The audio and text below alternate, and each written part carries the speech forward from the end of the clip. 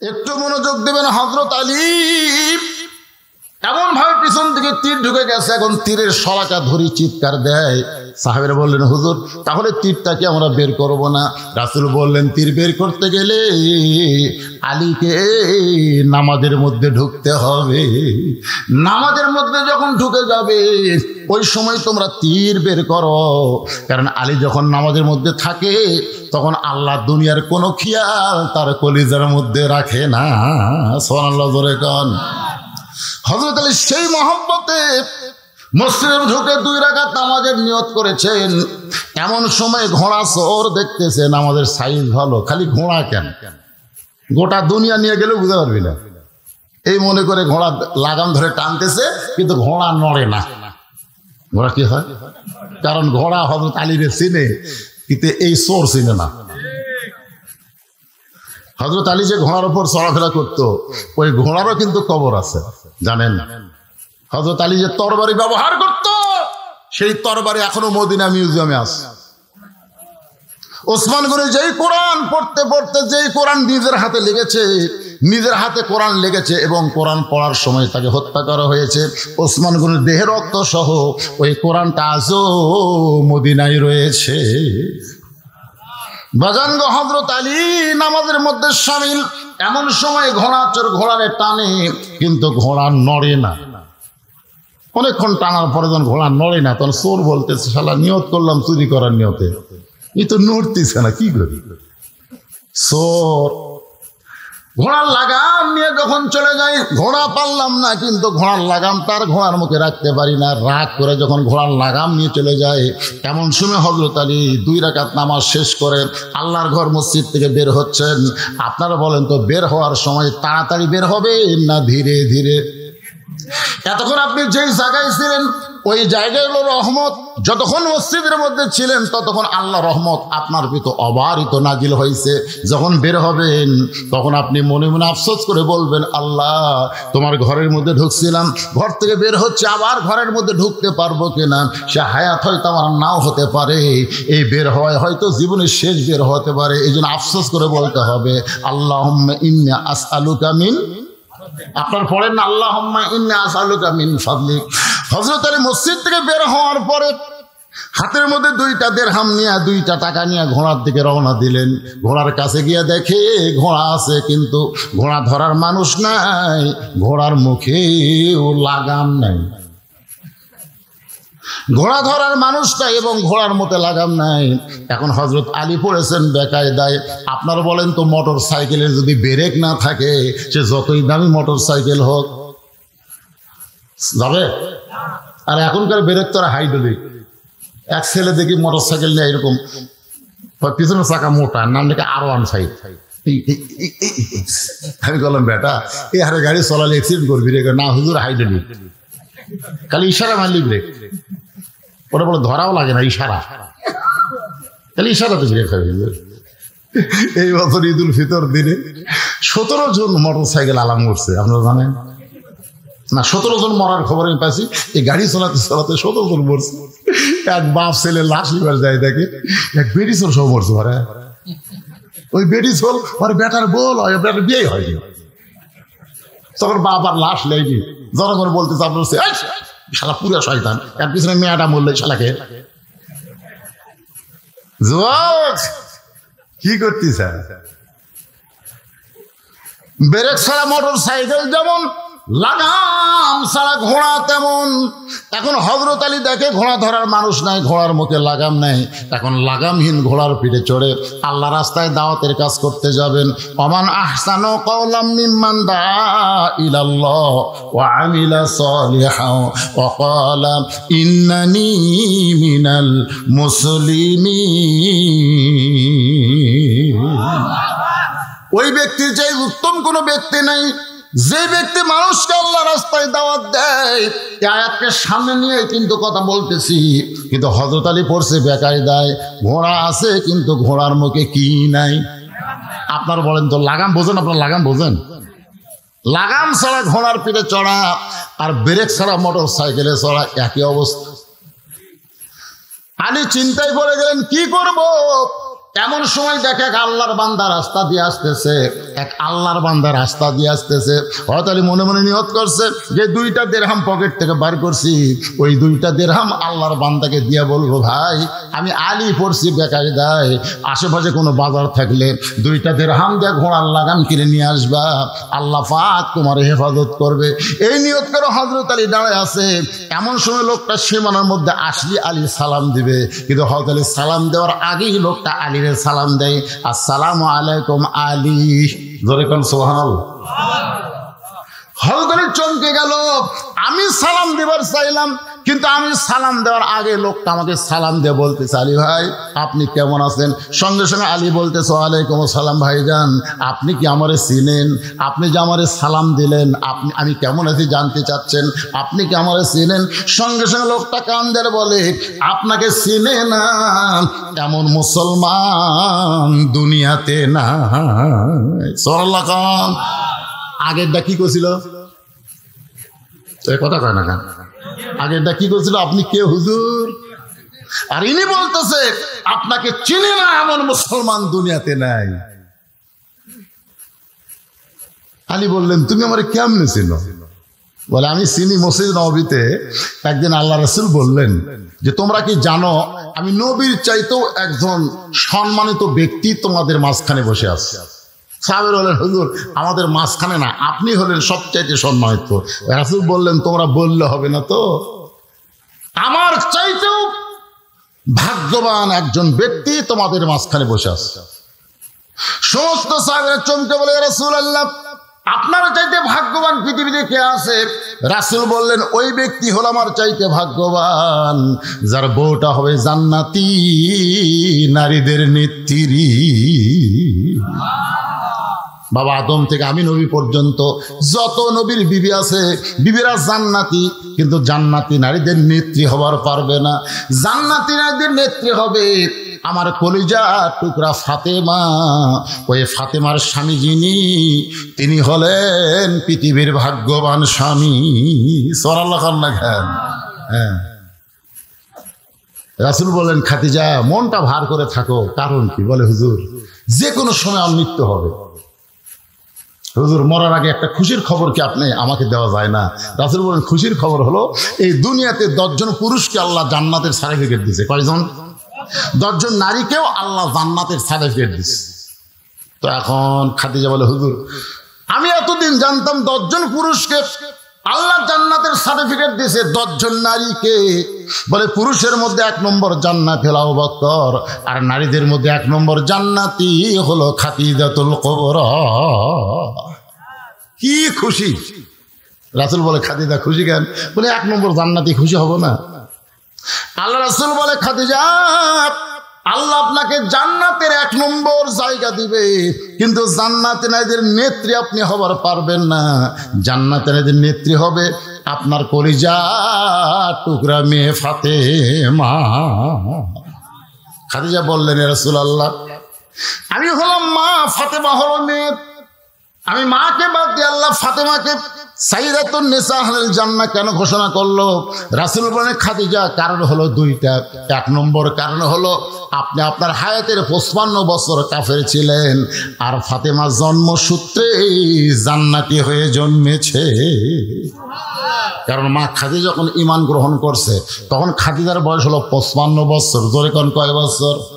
ও খাদিজা, আপনার নাকের চেহারা, মুখের চেহারা দুনিয়ার বহু পুরুষ মানুষ বলতে পারে, কিন্তু ফাতেমা এমন পর্দানিশী, তার নাকের চেহারা, মুখের চেহারা দুনিয়ার কেউ বলতে পারবে না। শুধুমাত্র পর্দানিশী হওয়ার কারণে আল্লাহ ফাতেমাকে খাতুনে জান্নাত ডিগ্রি দিয়েছে। আমার মা বোনেরা, পর্দার অন্তরালে কম না বেশি? এজরে কোন কম না বেশি? অনেক কম। পর্দার অন্তরালে বসে আপনাদের সাথে বেশি রে। ওরা এখন চিন্তা করবে, হুজুরকে আমাদের কোনো ওয়াজ করবে না। মায়েরা যারা ধৈর্য নিয়ে বসে আছেন, মা অবশ্যই আপনাদের আলোচনা আমি নিয়ে আসতেছি, একটু ধৈর্য ধারণ করেন। যে কথা বলতেছিলাম, এখন হযরত আলী বলতেছে, ভাইজান আপনি আমারে কেমনে চিনলেন?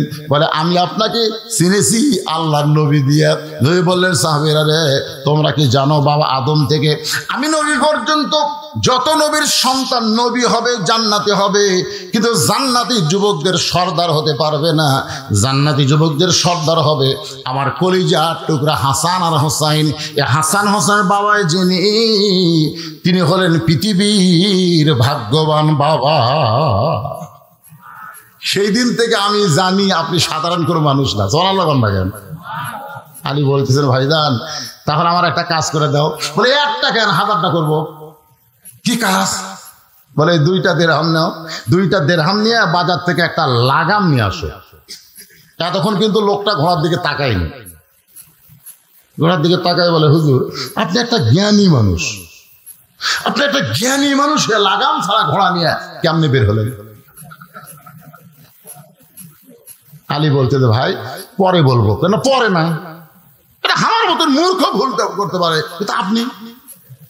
আমি 5 ফিট বাজারে এই পকেটে টাকা 200 থিয়া, অনেক দিন আগের কথা, 200 টাকা থিয়া বাজার করতেছি। বাজার করার পকেটে হাতে দিকে টাকা নেই। দোকানদার বলতে, হুজুর কি ভাই পকেটে টাকা রাখছিলাম, টাকা তো নাই। আপনি বলে, হুজুর আপনার আর জনগণ শোনে। আমি বললাম, মিয়া টাকা হারাছে আমার, তুমি করো কোন পকেটে টাকা রাখা লাগবে এইটাই যে হুজুর জানে না, তাই ওয়াজ করে কেমনে? আপনার কি এই পকেট ছাড়া আর কোনো পকেট নাই? না আছে তো সেই পকেটে থবেন। এটা থবেন, এটা থুয়ে মানুষ ম্যাসওয়াক, এটা থুয়ে টয়লেট পেপার, এটা টাকা থয়। তাই বলে, ভাই তাহলে ব্যাগ থেকে এগুলো ঢালা না, ঢালা লাগবে না হুজুর, আজকে টাকা যখন নাই লিয়ে যান যান। আমি বললাম, ভাই এই খবর জান তুমি কাকে দিও না, তুমি যে গরম অবস্থায় জনগণ শুনলে একই অবস্থা। এই কথা বলে আমি ব্যাগ নিয়ে যখন যাচ্ছি, এক লোক দৌড়ে, হুজুর শোনেন আপনার বল পকেট মারছে। আমি বললাম, তোমার কে কইল? হাতের মধ্যে সরগুলো পড়ে গেছে, হুজুরের পকেট মারছে রে। আমি সেই দিনই বুঝলাম, জ্ঞানী মানুষ সামান্য ভুল করলে জনগণ বলার একটা চান্স পায়। ধরে কোন কথা ঠিক না? আলী বলতেছেন, ভাইজান আমার ঘোড়ার মুখে লাগাম ছিল, কিন্তু বর্তমানে নাই। তুমি কি 2টা দিরহাম দিয়া পাশের বাজার থেকে একটু লাগাম কিনে নিয়ে দিতে পারবা না? লোকটা বলতেছে, হুজুর আমার প্রশ্ন হলো, আপনি লাগাম ছাড়া ঘোড়া নিয়ে কেমনে বের হলেন? আপনি সাধারণ কোনো মানুষ না। আল্লাহ রাসূল বলেছেন, আনা মাদিনাতুল ইলমি ওয়া আলিউ বাবুহা, আমি হচ্ছে ইলমের শহর, আলী হচ্ছে তার দরওয়াজা। জোরে কর না সুবহানাল্লাহ।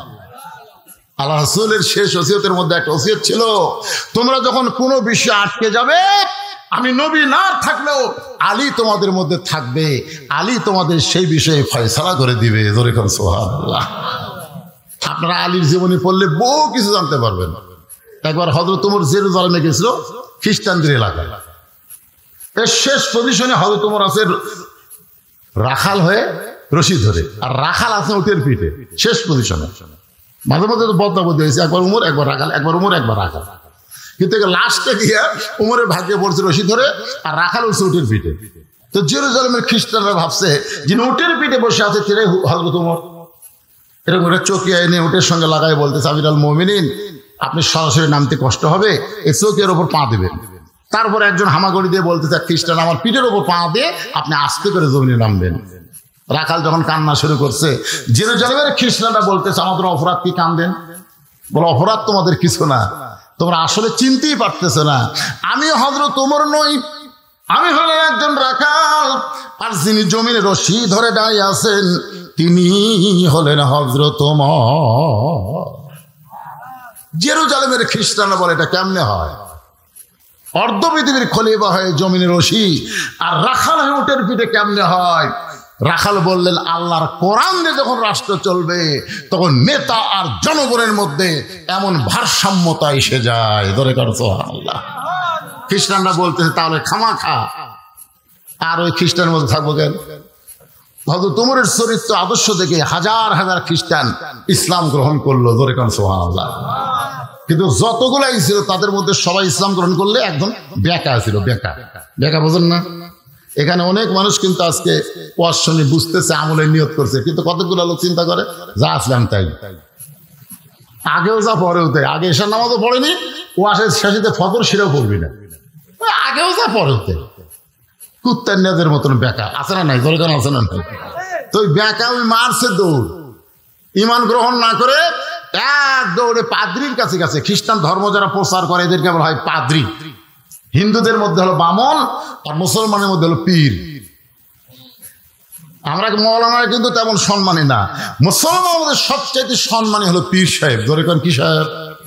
আমি বহু পীরকে দেখছি তাদের হাতে কেউ মুসাফা করলে খালি হাতে করে না, 50 টাকা 100 টাকা থাকি, কিন্তু আমার হাতে কেউ মুসাফা টাকা দেওয়া করে।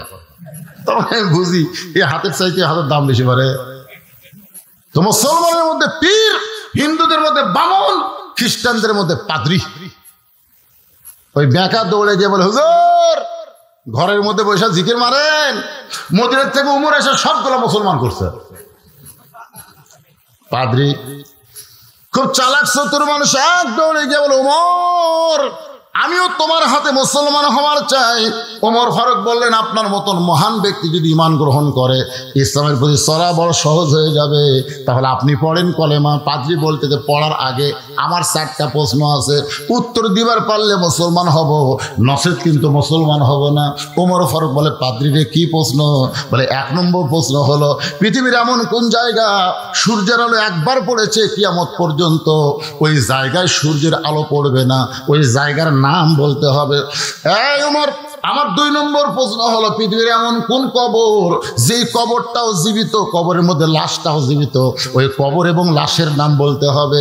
আমার 3 নম্বর প্রশ্ন হলো, পৃথিবীর এমন কোন 2 যমজ ভাই একই সঙ্গে জন্মগ্রহণ করছে, আবার বহু বছর একসঙ্গে 2 ভাই মৃত্যুবরণ করছে, কিন্তু এক ভাইয়ের সাথে 100 বছরের বড়, এই 2 ভাইয়ের নাম বলতে হবে। আমার 4 নম্বর প্রশ্ন হলো, ওমর পৃথিবীর এমন কোন কারাগার যে কারাগারের মধ্যে কয়েক নিঃশ্বাস দিবার পারে না, এরপরেও জীবিত থাকে। এই 4টা প্রশ্নের উত্তর যদি দিবার পারো তাহলে আমি পাদ্রী মুসলমান হব। ওমর ফারুক বলে, পাদ্রী ভাই উত্তর তো দেওয়ার কথা দূরের কথা, এমন প্রশ্ন আমি জীবনে শুনি নাই।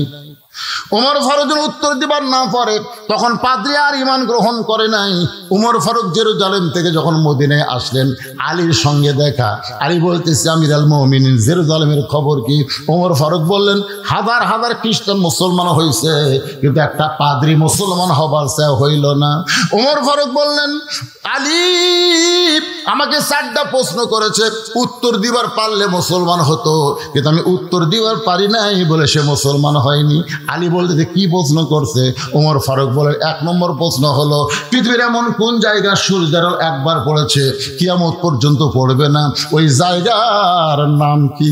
আলী বলতেছে, ওই জায়গা হলো ওমর যখন হযরত মুসা আলাইহিস সালাম যখন সাগর পাড়ি দেয়, ওই সময় আল্লাহ সাগরকে রাস্তা বানায় দিছিল। ওই রাস্তায় যখন ফেরাউন নামছে, আবার সাগর পূর্বের মতন হয়ে গেছে। ওই যে মুসা আলাইহিস সালাম যখন রাস্তা হয়েছিল, ওই সময় সূর্যের আলো সাগরের তলদেশে গেছে। সাগর একত্র হওয়ার পরে কিয়ামত পর্যন্ত আর সূর্যের আলো ওই জায়গায় পড়বে না। ওমর ফারুক আলী রে, আমার প্রশ্ন কোয়া শেষ না হতে উত্তর শেষ। 2 নম্বর প্রশ্ন হলো, পৃথিবীর এমন কোন কবর জীবিত, লাশটাও জীবিত? আলী বলতেছে, কবর হলো মাছ আর লাশ হলো ইউনূস আলাইহিস সালাতু ওয়াস সালাম। এই ভাই আমার খিদা বেশি, অনেকগুলা খেতে খাইছি, বিসি অনেকগুলা, কিন্তু তোমরা বলো তো খিদা কার বেশি, যে বিসি বার করা খায় না বিসি সহ খায়? তো বলতে তো খিদা তো তারই বেশি, তাই বিসি বার করার সময় পায় না। তো নবীর দিকে তাকায় দেখে একটাও বিসি নেই, মানে এত খিদা লাগছে বিসি গুলো পর্যন্ত বার করা পারে। সঙ্গে সঙ্গে রাতে বলে, আল্লাহ নবী বলে, ওঠো।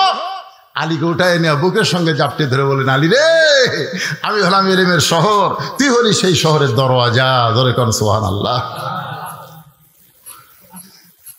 লোকটা বলতেছে, ভাইজান আপনার মতন মহান ব্যক্তির যদি লাগাম কিনে এনে দিবার পারি, এই ওসিলায় আল্লাহ হয়তো আমারে জান্নাত দিবে। সরাল্লাহ না কেন? আলী বলতেছে, আমার ঘোড়ার লাগাম কিনে এনে দেওয়ার ওসিলায় আল্লাহ তোমারে জান্নাত দিবে। এইটা তুমি কেমনে বুঝলে? বলে, আমি বুঝিনি তো, রাসূল বুঝাইছে। আপনার হয়তো মনে নাই, আপনার বিয়ার খবর কি? বিয়ের খবর কি? কোনদিন নিজের ইচ্ছায় বিয়ে করতে চান নাই, সঙ্গে আল্লাহ তাআলা আপনার ব্যাপারে ঘটকালি করেছে। জোরে করে সুবহানাল্লাহ। রাসূল বলে, আলী রে বিয়ে করবা? আলী বলে, হুজুর খিদা লাগলে আপনার কাছে আসি, আপনি খাবার দেন, আর যদি আপনি বলেন নাই, সারাদিন না খেয়ে থাকা লাগে, আমার আবার বিয়ে। আল্লাহ রাসূল বলে, রে মক্কার বহু, মদিনার বহু ধনী ধনী বিয়ে করবার চাইছে রে, আমার কলজার টুকরা ফাতেমাকে, কিন্তু আল্লাহ রাজি হয় না। তোর প্রতি আল্লাহ খুশি, তুই আমার ফাতেমারে বিয়ে কর। আলী তো সে খুশি। সাল্লাল্লাহু। রাসূল বলে, খুশি হলে হবি না রে, মহারণা দেওয়া লাগবে। তোর মহারণা দেওয়ার কি আছে? আলী বলে, হুজুর আমার কিছু নাই। রাসূল বললেন, তোমার মাথার হেলমেটটা বিক্রি করো, যাও। লোকটা কান্দার বলে, আলী ভাই আপনি মাথার হেলমেট নিয়ে যখন বাজারের দিকে যাচ্ছেন, এমন সময় পিছন দিকে এক ব্যক্তি দৌড়ায়। ওই ব্যক্তির নাম হলো ওসমান গনি। আলী রে, হঠাৎ হযরত আলী থমকে যায়। ওসমান গনি বলে, আলী কোথায় যাওয়া? বলে, ওসমান ভাই আপনি কি জানেন আমার বিয়ার ফুল ফুটছে, আমার বিয়ে হবে নবীর কলিজার টুকরা ফাতেমার সঙ্গে। মোহরানা স্বরূপে হেলমেট বিক্রি করে দাম হবে, সেইটা আদায় করা লাগবে, আমি বাজারের দিকে যাই। ওসমান গনি বলে, হেলমেটের দাম কত নিবা? আলী বলতেছে, আপনার কাছে দাম চাওয়াই হলো ঠকা, কি চাবো আমি, বলেন আপনি কি দিবেন? সঙ্গে সঙ্গে ওসমান গনি এক টোপলা টাকা দেয়। আলী হেলমেট দিয়ে টোপলা নিয়ে যখন দৌড় মারতেছে, ওসমান গনি বলে, আলী রে কি দিলাম টোপলায়, একটা বার কি গুনাহ দেখবা না? আলী বলতেছে, এক মুসলমান আর এক মুসলমানকে কোনদিন ঠকাই না।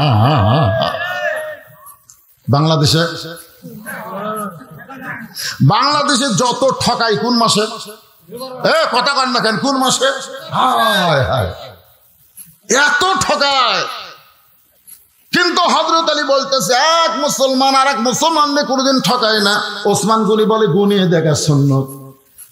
গুনে দেখে কি? আলী গুনে দেখলেন 480 দিরহাম। আলী কান্দের, ওসমান ভাই একটা সাধারণ হেলমেটের দাম কি কোনোদিন এত হয়?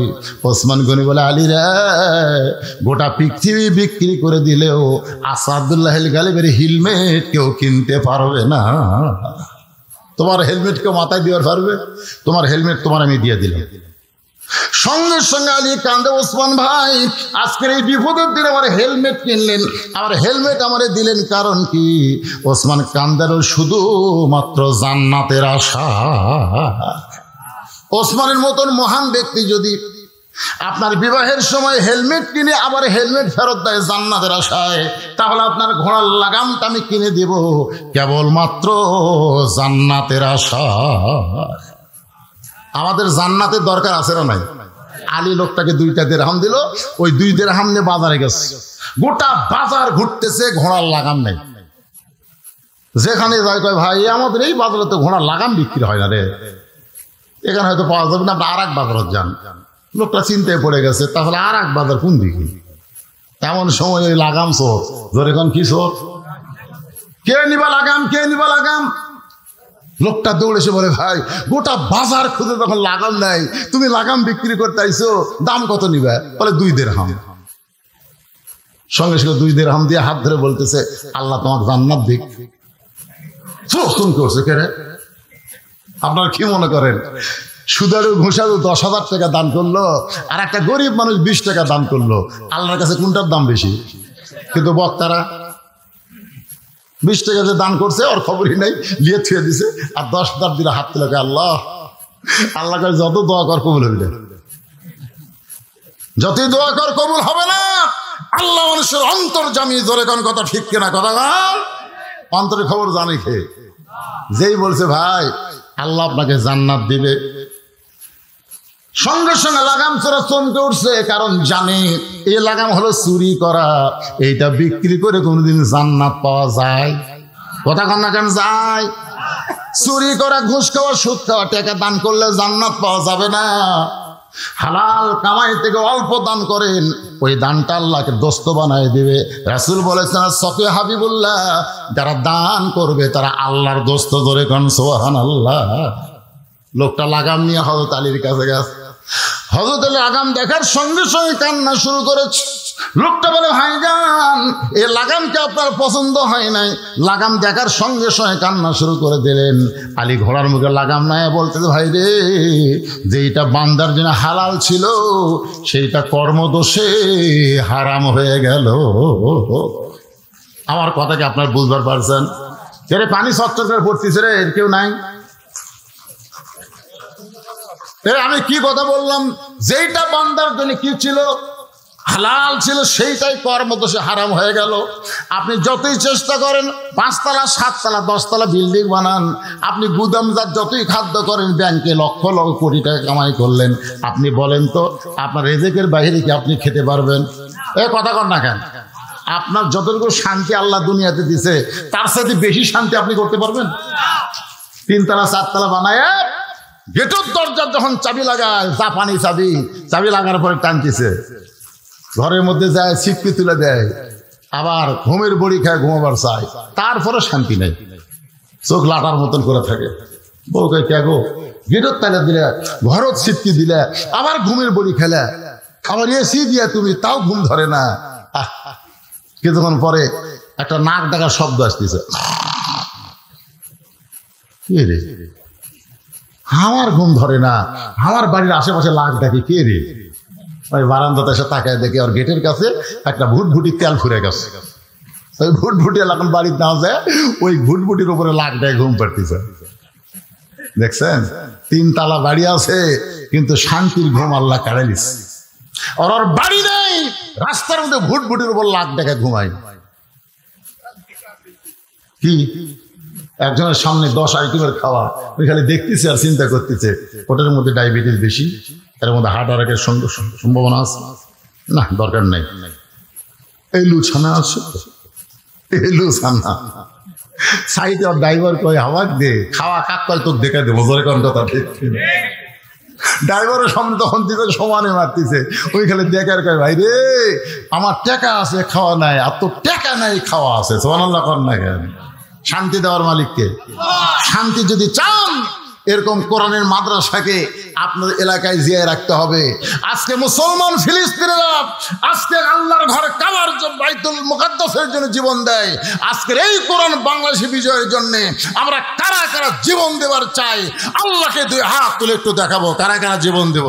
লিল্লাহি তাকবীর। কেবলমাত্র যারা মুত্তাকি বান্দা হবে তাদেরকে আল্লাহর এই কোরআন হেদায়েত দিবে। আবু জেহেলও কোরআন শুনছে, আবু বকরও কোরআন শুনছে, জোরে কোন ঠিক কিনা?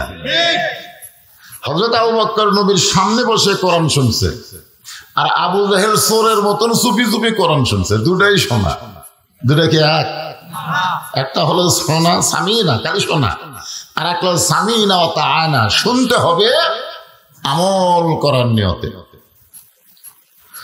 আবু জেহেল কোরআন শুনছে, আবার কোরআনের বিরুদ্ধে চারণ করছে, কোরআনের বাইরে গিয়ে আলাদা একটা আন্দোলন করছে, মানুষের তৈরি আইনকে প্রাধান্য দিয়েছে, আল্লাহর আইনের কোনো গুরুত্ব দেয়নি। এটা হলো আবু জেহেলের চরিত্র। আর আবু বকর রাদিয়াল্লাহু আনহুর চরিত্র হলো কোরআন শুনেছেন এবং কোরআন মোতাবেক চলেছেন এবং কোরআন বিজয়ের আন্দোলন করেছে। এখন দুইটা কি এক? আমরা কি আবু জেহেল গ্রুপ না আবু বকর গ্রুপ? বাংলাদেশে সবচাইতে বেশি কোরআনের মাহফিল হয়, আবার বাংলাদেশে কোরআন সবচাইতে বড় বিপর্যয়। ধরে কোন ঠিক কিনা? কারণ কি? অবশ্যই কারণ আছে, সেই কারণটাকে সামনে নিয়ে কোরআন থেকে একটা আয়াত আপনাদের সামনে আজকে আলোচনা হবে। ওয়ামান আহসানু ক্বাওলাম মিম্মান দাআ ইলাল্লাহ وعمل صالحا وقال إنني من المسلمين। ওই ব্যক্তির চাইতে উত্তম কোন ব্যক্তি নাই যে ব্যক্তি আল্লাহ রাস্তায় মানুষকে দাওয়াত দেয়। এই হিসাবে সবচাইতে উত্তম ব্যক্তি হলো মসজিদের মুয়াজ্জিন। জোরে কোন কথা ঠিক কিনা? আপনারা বলেন তো, কোরআনের মাহফিলের দাওয়াত আর 5 ওয়াক্ত নামাজের আজান, আজান মানে তো দাওয়াত দেওয়া, আহ্বান করা। বাংলাদেশে এই কোরআনের সমাজ এবং রাষ্ট্র যেদিন চালু হবে সেদিন আহ্বানকারী মুয়াজ্জিনের মূল্যায়ন মুসলমান বুঝতে পারবে। ধরে কোন কথা ঠিক কিনা? এখন আপনাদের এলাকার মসজিদের মুয়াজ্জিনের দাম আছে, কিন্তু আল্লাহ কি বলতেছেন? ওই ব্যক্তির চাইতে উত্তম কোনো ব্যক্তি নাই যে ব্যক্তি মানুষকে আল্লাহর দিকে আহ্বান করে। সবচেয়ে উত্তম আহ্বান হলো মুয়াজ্জিনী। আল্লাহ রাসূল বললেন, বেলাল তুমি একটু আমার কাছে আসো তো হযরত বেলাল যখন নবীর কাছে আসলে নবী বললেন দাঁড়াও। নবী আর বেলাল একসঙ্গে দাঁড়িয়ে গেলেন। আল্লাহ রাসূল বললেন, বেলাল তুমি তো আমার সাথে খাটো। বেলাল বললেন, হুজুর আপনি হলেন ইমাম, আমি হলাম মুয়াজ্জিন। একটু মুয়াজ্জিনের চাইতে ইমাম উসে হয় ভালো। আল্লাহ রাসূল বলেন, বেলাল দুনিয়াতে তুমি দুনিয়াতে আমার চাইতে খাটো হলেও আখিরাতের আদালতে আল্লাহ তোমার মাথাকে উঁচু করে দিবেন।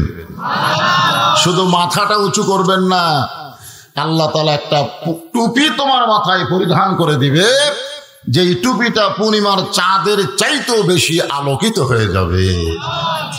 এখন বলেন আহ্বানকারীর দাম কম না বেশি? কার রাস্তায়? আল্লাহর রাস্তায়। একবার আল্লাহ রাসূলকে সাহাবীরা প্রশ্ন করলেন, ইয়া রাসূলুল্লাহ কোরআনে একসঙ্গে দুইটা মসজিদের নাম আছে, যখন কয়টা? একসঙ্গে দুটা মসজিদের নাম আছে কিন্তু কোরআনে। সুবহানাল্লাযী আসরা বিআবদিহি লাইলাম মিনাল মাসজিদিল হারাম ইলাল মাসজিদিল আকসা। এখানে কয় মসজিদ? একটা হলো মসজিদ হারাম আর একটা হলো মসজিদ আকসা, যেটা বর্তমানে ইহুদিরা দখল করার পায়তারা করতেছে। এ পর্যন্ত ৩২,০০০ মুসলমানকে ওরা হত্যা করছে। যখন কথা ঠিক কিনা? আপাতত ইরান একটু খেলা শুরু করছে, সামনে আরো খেলা আছে না নাই? যখন আছে না নাই? এখন মসজিদে হারাম যখন আব্রাহা বাদশাহ দখল করতে চাইল, যে মসজিদে হারাম কাবা ঘর দখল করবে, তখন আল্লাহ তাআলা কাবা ঘরকে হেফাজত করেছেন আবাবিল পাখি দিয়া। দরেকন কি দিয়া? সূরা ফিল আপনারা পড়েননি? আলাম তারা কাইফা ফাআলা রাব্বুকা বিআসহাবিল ফিল। ফিল মানে কি? হাতি। হস্তি বাহিনীকে আল্লাহ কিভাবে ধ্বংস করলেন? আরে হস্তি বাহিনী কি দিয়া? তয়রান আবাবিল। কিন্তু এখন বাইতুল মুকাদ্দাসকে ইহুদিরা, ওই আব্রাহার গোষ্ঠীরা ধ্বংস করতে চায়, কিন্তু আবাবিল পাখির কোনো খবর নেই। বর্তমান পারমাণবিক যুগে আবাবিল পাখি মনে হয় চলবি না, নাকি কম? যে যুগে সেই রকম অস্ত্র তৈরি হয়েছে, সে অস্ত্রের যুগে এরকম পাখির খাওয়া আছে? আপনাদের কি মনে হয়? না কি না খাওয়া নেই? এই জন্য এ পর্যন্ত ৭২,০০০ মুসলমানকে ওরা আহত করেছে, আর ৩২,০০০ মুসলমানকে ওরা হত্যা করছে। ঈদের দিনেও ১২২ জন মুসলমানকে ইসরায়েলের ইহুদি বাহিনী হত্যা করেছে। আমরা বাংলার মুসলমান ঈদ নিয়ে আনন্দ করি না? মার্কেটে গেলে বোঝা যায়। আমি তো যাই না, যারা যায় তারা বলে হুজুর এত মেয়ে মানুষের ভিড়। আজকেও শুনলাম কোরআনের মাহফিলে আপনাদের চাইতে মেয়েরা বেশি। সব জায়গায় এরা উপরে আছে, মার্কেটেও আছে, মাহফিলেও আছে, সব দিক দেখি মাশাআল্লাহ। অথচ আল্লাহ বলেছেন আর রিজালু কাওয়ামুন আলান নিসা, পুরুষরা নারীদের উপরে থাকবে। আর আমাদের বাংলাদেশের নারীরাই পুরুষের উপরে আছে। ধরে কোন ঠিক কিনা? হ্যাঁ, লক্ষণ ভালো না? সারা জীবন অকাম বদকাম করে বুড়া বয়সে নামাজ ধরছে, এরকম লোক আছে না নাই? যখন ঘুষের চাকরি করতো তখন তওবা করেনি, চাকরি যখন শেষ হয়ে গেছে তখন আল্লাহ বলতেছে, আল্লাহ আমি আর ঘুষ খাবো না, আল্লাহ আমি আর ঘুষ খাবো না। আপনারা বলেন তোর চাকরি আছে? যখন ঘুষ খাওয়ার চাকরি আসছিল তখন তওবা করেনি, যখন চাকরি গেছে এখন কান দেওয়ার কয় ঘুষ খাবো না। যখন যৌবন ছিল তখন অকাম বদকাম করছে, যখন চামড়া ঢিল হতে তখন আল্লাহর সাথে মিল দিছে, ঠিক মতো ওযু থাকে না। যখন কথা এরকম আছে না নাই? এখন তার কাজ কাম নাই, হস্তাস করে এসে হাদি সাহেব আজান দেওয়ার আগেই মসজিদে আসে। আজান দেওয়ার আগে কোনো মুসল্লি যদি মসজিদে আসে তখন মুয়াজ্জিনের বেকায়দা হয়ে যায়। দরকার কার বেকায়দা? মুয়াজ্জিনের। একটু যদি কম বেশি হয়ে যায় তো ওই মুরব্বী মুয়াজ্জিনের সাথে ঝগড়া খাই, মাস গেলে বেতন খাওয়া ঠিক মতো আজান দেও না।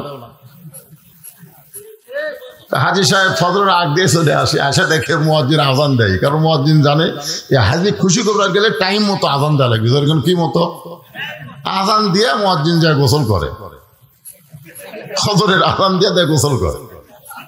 হাজি সাহেব একদিন দেখছে কি আজান দিয়ে তারপরে গোসল করে, দ্বিতীয় দিন দেখেছে একই অবস্থা, তৃতীয় দিন দেখেছে একই অবস্থা। নামাজের পরে বলতেছে ভাই এই মুয়াজ্জিন সে বিশাল একটা অন্যায় করতেছে, সেটা হলো আজান দেওয়ার পরে গোসল করে। এখন তোমরা বলো এই মুয়াজ্জিন থাকবে? এখন মুয়াজ্জিন চিন্তা করে যারা আগে থেকে নামাজ পড়ে তারা কেউ আমার এই অপরাধ ধরলো না, ধরলো কে? বুড়া বয়সে তাই নামাজ ধরছে। সবাই বলতেছে মুয়াজ্জিন সাহেব হাজি সাহেবের কথা কি ঠিক? বলে 100 ভাগ ঠিক। তাহলে আপনি আজান দিয়ে গোসল করেন কেন? গোসল করে আজান দিবেন তো বলতেছে এই বুড়ার অত্যাচারে টাইম মতো আগে আজান দেওয়া লাগে। সবাই বলে মুয়াজ্জিন সাহেব তাহলে আপনি গোসল ফরজ, আপনি পবিত্র আজান দেওয়ার পরে গোসল করেন, কারণ কি? বলে আমার উপর গোসল ফরজ না, আমি গোসল করার পেছনের কারণ আপনাদের কোনোদিন বলবার চাচ্ছিলাম না, কিন্তু শুনতে যখন তান তাহলে শোনেন। মাস গেলে আমাকে বেতন দেন কত? বেতন কত দেন? তো বলতেছে 4000 বা 5000। তো বর্তমান বাজার মূল্য কিরকম? আপনারা বলেন যে ব্যক্তি 5 ওয়াক্ত নামাজের আজান দেয় সেই ব্যক্তির সংসারে কোনো কাজ করা যায়? তাহলে সব কিছুর দাম বাড়লো, আমার দাম বাড়লো না। তখন মুসলিম শোষণ করছে, তাই হইলে না পাক অবস্থা আজান দেয় নাকি? মুয়াজ্জিন বলতে শোনেন আমি এসব নামাজ পড়ে ওই যে গুদাম দেখতেছেন ওই গুদামিতে আমি কুলিগিরি কাজ নিছি। কিসের কাজ? কুলির কাজ। সারা রাত আমি বস্তা প্যাকেট করি, মাথায় করে নিয়ে যা গুদামের মধ্যে ঢুকাই। ফজরের নামাজের আজান দেওয়ার জন্য খুব তাড়াতাড়ি এই বুড়ার কারণে, এই শালা বুড়ার কারণে এসে দেখি বসে আছে। আমি আগে টাইম মতো আজান দেই, আমার শরীরে যে ধুলাবালি ময়লা লাগে সেইগুলো পরে গোসল করি, শরীর পরিষ্কার করি।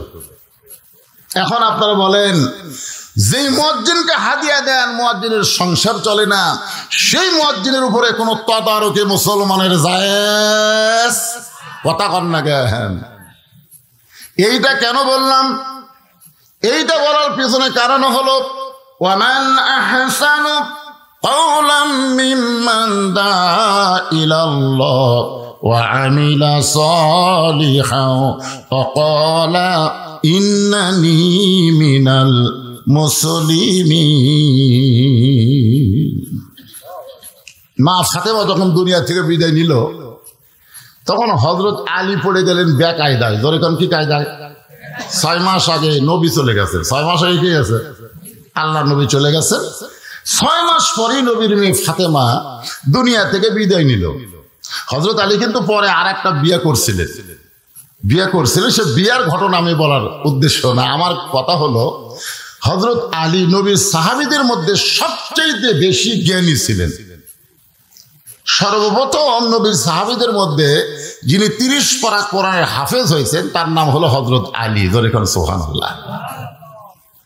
হয়তো বলবেন হুজুর কারণ কি? সর্বপ্রথম 3 জন মানুষ ইসলাম গ্রহণ করেছে।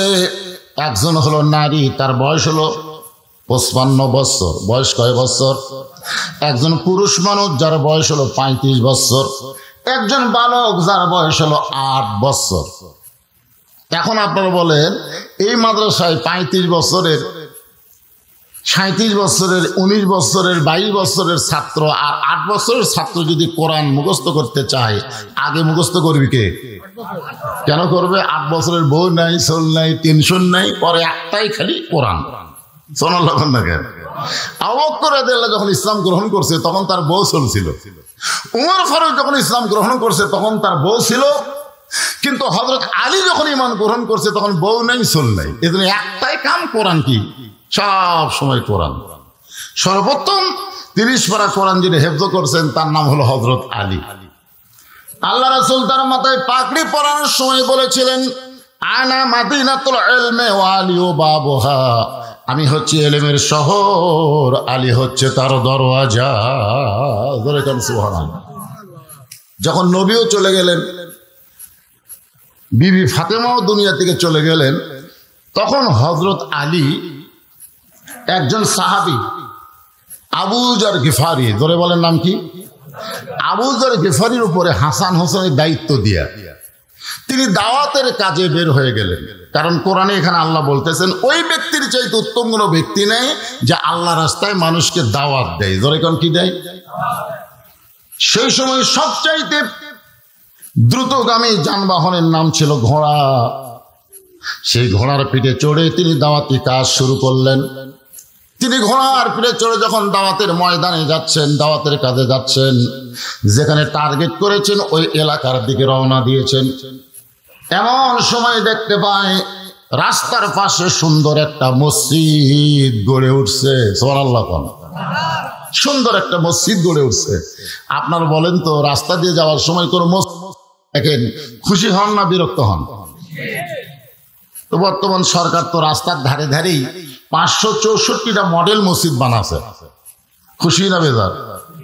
খুশি। খুব সুন্দর মসজিদ। আমার এলাকার কিছু যুবক ছেলে হাইস মাইক্রো ভাড়া করে ওই টাঙ্গাইলের গোপালপুরে 201 গম্বুজ মসজিদ দেখতে গেছে। একটা মসজিদ আছে বাংলাদেশে, তার গম্বুজই হলো 201টা। কয়টা? তো মসজিদ দেখেছে আমার বলতে, হুজুর আপনি ওখানে গেছিলেন? হায় হায়। আর মসজিদের ছাদের উপর গিয়ে দেখি হুজুর গুনা দেখছি 201টা। সেই রকম একটা মসজিদ। খুব মসজিদ নিয়ে আমার কাছে গল্প করলো। তাই বললাম, বাবা তোমরা গেছিলা কখন? কয় 11টায়। আচ্ছা, মসজিদ দেখে ফেরত নিলা কখন? কয় 3টায়। এর মধ্যে যে একটা নামাজ হলো জোহরের, এই নামাজ কি তোমরা পড়ছো? তখন বলতে হুজুর আমরা তো দেখতে আর গেছি। ওরা মসজিদ দেখতে গেছে, মসজিদের ভিতরে ঢোকেনি। আজকে বর্তমানে বাংলাদেশ সরকার মডেল মসজিদ বানাইছে দেখানোর জন্যে না ঢুকানোর জন্যে? দেখানোর জন্যে। কারণ মসজিদে ঢুকবার গেলে আমাকে ওয়াজ দিয়া মুসলমানকে ঢুকান যাবে না। আল্লাহর ঘরে ঢুকাইতে গেলে কোরআনের নামাজের আইন লাগবে। ধরে কোন কথা ঠিক কিনা? বাংলাদেশে মসজিদ বাড়তেছে কিন্তু মুসল্লি হচ্ছে না, কারণ কি? হযরতের রাস্তার পাশে আল্লাহর ঘর মসজিদ দেখার পরে তার মনের মধ্যে বড় কামনা, আল্লাহর ঘরে ঢুকে যদি 2 রাকাত নামাজ পড়তে পারতাম। আল্লাহ রাসূল বলেছেন, তোমাদের এলাকায় যখন তোমরা কোনো মসজিদ দেখতে পাও, যদি তখন কোনো নামাজের সময় না হয়, ওই সময় মসজিদের মধ্যে ঢুকে তাহিয়াতুল ওযু কিংবা দুখুলুল মসজিদ 2 রাকাত নামাজ আদায় করো, আল্লাহ তোমার আমল নামায় একটা উমরা হজের সওয়াব দিয়া দিবে। আপনি ফজর নামাজ পড়ে উমরা হজের সওয়াব পাবেন, যোহর নামাজ পড়েও পাবেন না। কিন্তু একটা মসজিদ দেখার পরে আল্লাহর ঘর মহব্বত করে সে ঘরের মধ্যে 2 রাকাত নামাজ পড়লেই একটা হজের সওয়াব, উমরা হজ। এটা আমার মুর্শিদ ভাই, ছোট ভাই, হজ নিয়ে কাজ করে, আপনাকে দাওয়াত দিল হজ এবং উমরা। আরে পাগল, নিজের বইয়ের ভুরু দেখতেছেন, 2 ভুরুর মাঝখানে একটা সুমা বসালেই উমরা হজের সওয়াব। হ্যাঁ, হাসতেছেন মানে? এইগুলো হজ কবুল হজ, কিন্তু টাকা খরচ করে যে করবার যাবেন কবুল নাও হতে পারে, গ্যারান্টি নাই। আর নিজের বউ ধরে এই কপালের মাঝখানে একটা চুমা দিবেন, সাথে সাথে একটা উমরা হজের সওয়াব পাবেন। এর সুবহানাল্লাহ কোন না কেন? আপনাদের বউ নাই মানে চুমা দেওয়ার অভ্যাস নাই। বাপ মার মুখের দিকে তাকান, বাপ মার মুখের দিকে মহব্বত করে তাকান। বাপ মারে কিছু হাদিয়া দেন, সব আছে না নাই? যেরকম আছে না নাই? একটু মনোযোগ দিয়ে শুনবেন। আমি এখানে একটা হাদিস আপনাদের সামনে তেলাওয়াত করেছি, যে হাদিসের মধ্যে 5টা দলের কথা বলা হয়েছে। যেরকম কয় দল? 1 নম্বর দল হলো তালিয়াল কোরআন, 2 নম্বর দল হলো হাফিজুল লিসান, 3 নম্বর দল হলো মুতিমুল জায়ান, 4 নম্বর দল হলো মুকসিল উরিয়ান, আর 5 নম্বর দল হলো ওমান সাল্লি আলা হাবিবির রহমান। এর মধ্যেই কিছু কথা আছে, পরে আসতেছি। তো হযরত আলী এখন ঘোড়ার পিঠ থেকে নামছেন, নামার পরে আল্লাহর ঘরে ঢুকবেন, কারণ 2 রাকাত নামাজ আদায় করবেন। কিন্তু সমস্যা হলো ঘোড়া বাঁধার মতন, ঘোড়া ধরার মতন কোনো কিছুই নাই। এই রাস্তায় যে ঘোড়া একটা গাছের সঙ্গে বাঁধবে, গাছও নাই, তার ঘোড়াটা যে কেউ ধরে থাকবে, সে নামাজ পড়বে, সে লোকও নেই। হযরত আলী পড়ে গেলেন বেকায়দা। ধরে কোন কি কায়দা? মন ঢুকে আছে মসজিদের মধ্যে, কিন্তু দেহটা ঢুকাবার পারতেছে না। আর আমাকে দেহ ঢোকে মসজিদের মধ্যে, আমাদের মন ঢোকে না। ধরে কোন কথা কন না কেন? হাদিস আছে বিস্তারিত, হুজুরি কলব ব্যতীত করছেন কালেও নামাজ তোর হবে না। তবে কেন গাও জোয়ারি, মানুষকে দেখাও নামাজ পড়ি, ও তোমার সিদ্ধ বীজে সুফসল ফলে না। আজও কেন আল্লাহর নামাজ ধরতে পারলা না?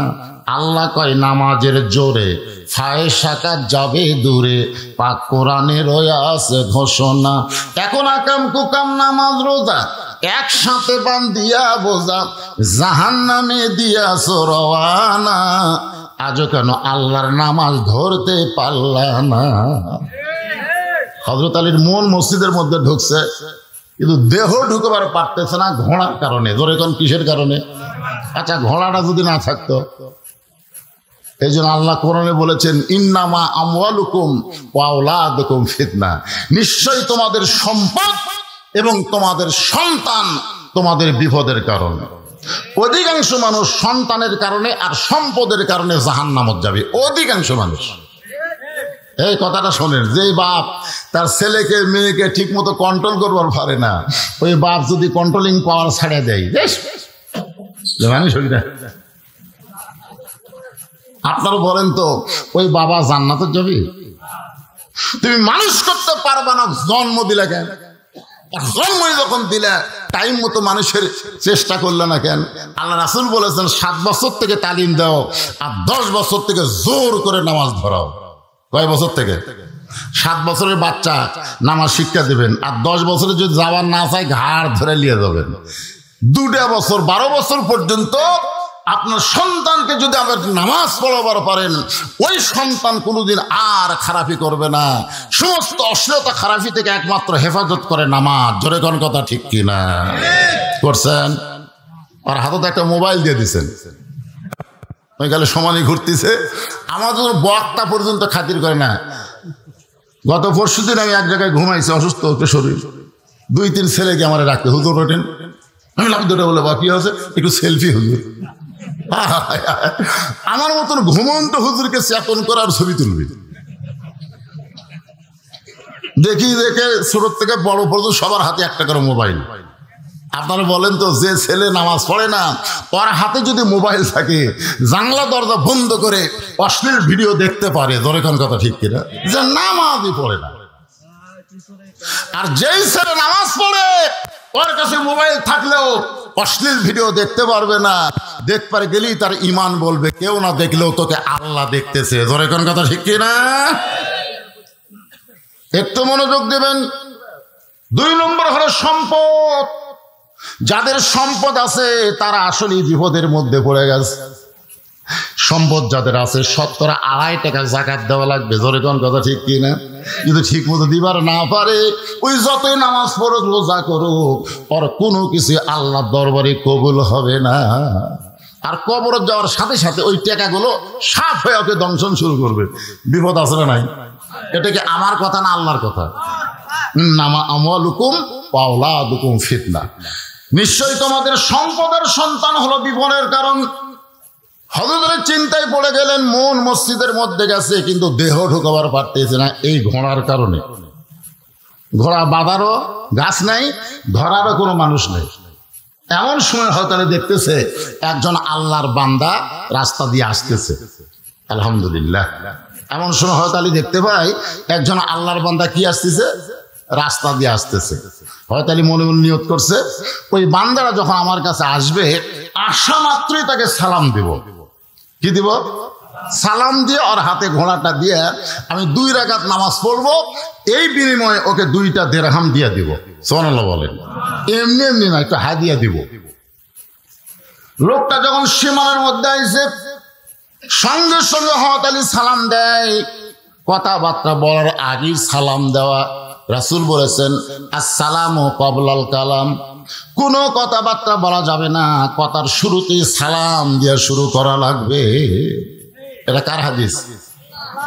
অনেক নেতারাই হাদিস মানে না, অনেক বক্তারাও এখন এখানে এসে যদি কোনো বক্তা বলে আজকের মাহফিলের সম্মানিত সভাপতি, আজকের মাহফিলের প্রধান অতিথি, আজকের মাহফিল আমার শ্রোতা মণ্ডলী, পর্দার অন্তরের মা বোনেরা, সবাইকে লক্ষ্য করে আমার ভক্তিপূর্ণ সালাম, আসসালামু আলাইকুম। আপনারা বলেন তো হাদিস অনুযায়ী সালাম হচ্ছে? কেন হয়নি? কারণ আগে অনেকগুলো কথা কছে, জোরে কর কথা ঠিক না, তারপরে সালাম মারছে। কেউ যদি আমাকে বলে হুজুর আসসালামু আলাইকুম, হবে? কেন হবে না? কারণ আগে হুজুর কছে। কেউ যদি বলে হাজী সাহেব আসসালামু আলাইকুম, হবে না, কারণ আগে হাজী সাহেব কইছে। আপনারা বলেন তো আগে সালাম না আগে হাজী সাহেব? আগে সালাম দেওয়া হাজী সাহেব আসসালামু আলাইকুম, হাজী সাহেব আসসালামু আলাইকুম, হুজুর চলবে। এখন যদি বলেন, কেউ যদি বলে ইয়া নবী সালামু আলাইকা, হবে? কথা বল না, কেন হবে? কেন হবে না? কারণ আগে ইয়া নবী পরে সালাম মারছে। আমি যতবার মদিনাত গেছি, আমি প্রত্যেকটা মানুষকে নবীর রওজায় সালাম দেওয়া শুনেছি এবং আমিও দিয়েছি। যারা হজ করেছেন তারা সবাই জানেন কিভাবে সালাম দেয়। আসসালামু আলাইকা ইয়া রাসূলুল্লাহ, আসসালামু আলাইকা ইয়া হাবিবাল্লাহ, আসসালামু আলাইকা ইয়া নবী আল্লাহ। জোরে কারণ সুবহানাল্লাহ। তাহলে আগে কি সালাম? যে লোকটা সীমানার মধ্যে আইছে সঙ্গে সঙ্গে হঠাৎ সালাম দিয়েছে আসসালামু আলাইকুম ইয়া আব্দুল্লাহ, রে আল্লাহর বান্দা তোমার প্রতি আল্লাহর রহমত বর্ষিত হোক। লোকটা বলতেছে ওয়ালাইকুম আসসালাম, আপনি কে হুজুর? লোকটা কি বলতেছে? ওয়ালাইকুম আসসালাম, আপনি কে হুজুর?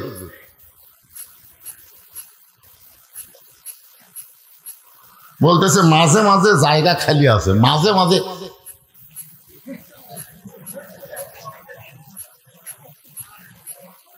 এই শোনেন, আমরা ছোটবেলায় ওই যখন হকার আসতো, হকার বোঝেন? আপনার হকার বোঝেন? ঘন্টার পর ঘন্টা দাঁড়িয়ে থেকে আমরা হকারই শুনছি রে। আজকে যদি কিছু লোক দাঁড়িয়ে থাকে অসুবিধা কি? এরা চাপবে না, যতই জায়গা থাকে এরা চাপবে না। মাঝে মাঝে কোথায় আমি তো জায়গা দেখতে পাচ্ছি না, যদি থাকে ভাই যান, রাত তো অনেক হয়ে গেছে, আর কি জায়গার দরকার? ঠিক আছে, অনেক রাত হয়ে গেছে। যদি থাকে আমি একটা মিনিট একটু জিকির দিলাম, এই জিকির থাকে আপনি একজনকে বসার জায়গা করে দেন, আল্লাহ পাক আপনাকে জান্নাতে একটা জায়গা দিয়ে দিবে। এই বিশ্বাসে সামনের দিকে চেপে বসেন আর জিকির করেন লা ইলাহা ইল্লাল্লাহ, লা ইলাহা, লা ইলাহা ইল্লাল্লাহ মুহাম্মাদুর রাসূলুল্লাহ সাল্লাল্লাহু আলাইহি ওয়াসাল্লাম। আমার কথা কি আপনারা বুঝতেছেন? হ্যাঁ, জিকির বন্ধ এখন, জবান বন্ধ করে সবাই মনোযোগ দিয়ে শুনবেন। লোকটা বলতেছে ওয়ালাইকুম সালাম, আপনি কে হুজুর?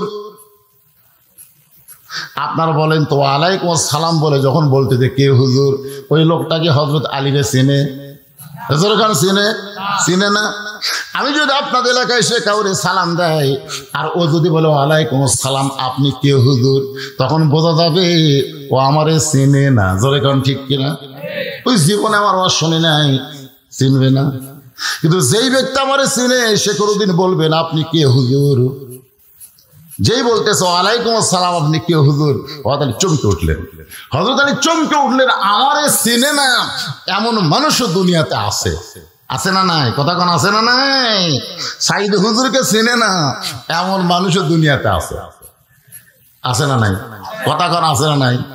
আল্লাহর নবীরও চিনে না এমন গর্থ গাধা দুনিয়াতে আছে। আছে না নাই? কথা কোন আছে না নাই? আপনারা বলেন তো নবীরে কেউ যদি চিনে সে কোনোদিন তাজা দাড়ি খুর দিয়ে কামাবার পারবে? এই কথা কর না কেন? কেউ যদি নবীরে চিনে সে কেমনি এই জায়গা। এক মেয়ে আমারে কয়েছে হুজুর আমার স্বামী খুবই সুন্দর, আমি যখন স্বামীকে নিয়ে বাইরে যাই রাস্তার মেয়ের আমার স্বামীর দিকে তাকায় থাকে। হুজুর এমন কোন দোয়া আছে যেটা আমল করলে আমার স্বামীর দিকে মেয়েরা তাকাবে না? আমি বললাম মা একটা আমল আছে, করতে পারবা? বলে কি আমল? বলে আমলটা হলো তোমার স্বামীকে চাচা বানাও। যেই বলছি চাচা বানাও এটা সেই কথা। স্বামী কোনদিন চাচা হয়? আমি কইলাম চাচা কও না বানাও। আমি কি চাচা বলবার করছি? চাচা বানাবার করছি। তোমার স্বামীকে এমন চেহারা করো যাতে তোমার স্বামীরে চাচা কয়। তোরে এখন কি কয়?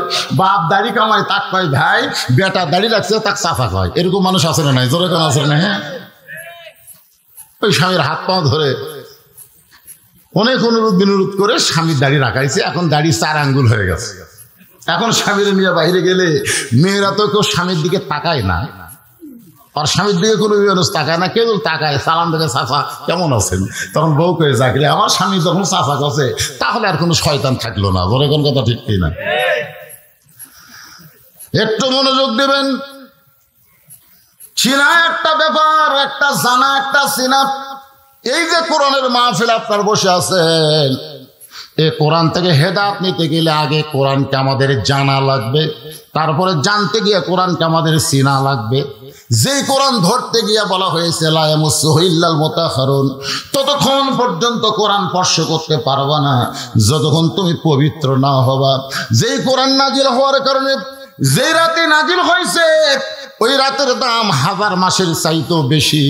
শুধুমাত্র নাজিল হওয়ার কারণে একটা রাতের দাম যদি 1000 মাসের চাইতে বেশি হয়, সেই রাত জাগার জন্য আমরা সারা রাত চেতন থাকি, কিন্তু কি কারণে রাতটার দাম হলো সেই কোরআনকে আমরা জানি না, চিনি না। জোরে কোন কথা ঠিক কিনা? কথা খান।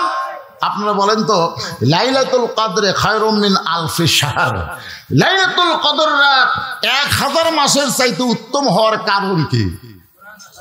ওই রাতে আল্লাহ কোরআন নাজিল করছে। শুধু কোরআন নাজিল করার কারণে রাতের দাম যদি 1000 মাসের চাইতে বেশি হয়, সেই কোরআনকে গ্রহণ করলে আমাদের দাম কেমন হবে? একই গাছ দিয়ে 3টা জিনিস বানাচ্ছে, একটা খাট, একটা সোফা আর একটা রেহাল। কয়টা? 3টা জিনিস বানাচ্ছে, একটা কি খাট, একটা সোফা আর একটা রেহাল। আপনার বলেন তো এই 3টার মধ্যে দাম বেশি কার? দেখছেন দেখছেন? আরে এই কাঠ এত দামি হওয়ার কারণ কি? কোরআনের সাথে এই রেহালের সম্পর্ক, আর খাটের সাথে মানুষের সম্পর্ক, সোফার সাথে মানুষের সম্পর্ক, আর রেহালের সাথে আল্লাহর কোরআনের সম্পর্ক। আল্লাহর কোরআনের সঙ্গে সামান্য সম্পর্কের কারণে রেহালের দাম যদি বেড়ে যায়, সেই কোরআনকে বাংলার মুসলমান গ্রহণ করলে ওই মানুষটার দাম কত হবে আমাদের জানার অধিকার আছে না নাই? দরকার আছে না নাই? এমনি মাদ্রাসায় বাচ্চারা আসে না, যারা আসে তারা গরিবের সন্তান, মাথাতে একটা পাগড়ি দেওয়া হলো, সবাই খেয়ালও করলেন না। আমাদের গ্রামে একটা MBBS ডাক্তার আছে রে, আমাদের গ্রামের সচিবালয়ে চাকরি করে রে, বুয়েটের 2টা ইঞ্জিনিয়ার আছে রে, পর গ্রামে যে 7টা হাফেজ আছে, ওই শালা একবারও করে না। বলে কোন কথা ঠিক কিনা? তোমার গ্রাম যে ইঞ্জিনিয়ার মন্ত্রী MP হাঁটে গেলে তোমার গ্রামের গোরস্থানের কোনো লাভ নাই। আর হাফেজ সাহেব যদি হেঁটে যায়, জুতার ভরসা আল্লাহ 40 দিন কবর আযাব মাফ করে দেয়। আর সেই গ্রামে একটা হাফেজি মাদ্রাসা আছে, কত বড় ভাগ্যবান বুঝি না তো, কারণ সম্পর্কই নাই কোরআনের সাথে। আমরা দাম বুঝবো কেমনে? একটু মনোযোগ দিয়ে শুনবেন। লোকটা বলতেছে আপনি কে হুজুর? হযরত আলী বললেন, ভাই আমি যাই হই না কেন, আমার ঘোড়াটা ধরো, একটু সময়ের জন্য আমার ঘোড়াটা ধরো, আমি আল্লাহর ঘরের মধ্যে ঢুকে 2 রাকাত নামাজ আদায় করব। 2টা রাকাত নামাজ পড়া পর্যন্ত তুমি কি আমার ঘোড়া ধরতে পারবা না? লোকটা বলতেছে 2 রাকাত কেন, 200 রাকাত পড়েন, আমার কোনো আপত্তি। 2 রাকাত কেন, 200 রাকাত পড়েন, আমার কোনো আপত্তি নাই। আলী চমকে গেল, কে রে? যেই বেটা আমি সালাম দিলে কয় আপনি কে হুজুর? আর তার ঘোড়া বলতে 2 রাকাত কেন, 200 রাকাত পড়েন, আমার কোনো আপত্তি নাই। অতি ভক্তি, যখন অতি ভক্তি। আমাদের বাংলাদেশে অতি ভক্তি চোর। এদের সামনে আবার উপজেলা নির্বাচন আসতেছে না? হ্যাঁ, অতি ভক্তির লোকের আসবে। কি ভক্তি ভাই! রাস্তা দিয়ে ফকির যাচ্ছে, ড্রাইভারও কাছে গাড়ি থামাও। ড্রাইভার বলে, স্যার গাড়ি থামাবো কেন? বলে মানুষ যাচ্ছে, চোখত পড়ে না। বলে রাস্তার তো কোনো মানুষ নাই, ওটা কি আসছি স্যার? ওটা তো ফকির, ভোটের আগে ফকির রোজা আহমদ, থামা। গাড়ি থামাইলে নেতার নামে ফকিরকে সালাম দে, বলে চাচা কেমন আছেন? ফকির খালি চারিদিকে এরকম দেখে, তুমি কারে সালাম দিলা বাবা? আপনারই দিলেন।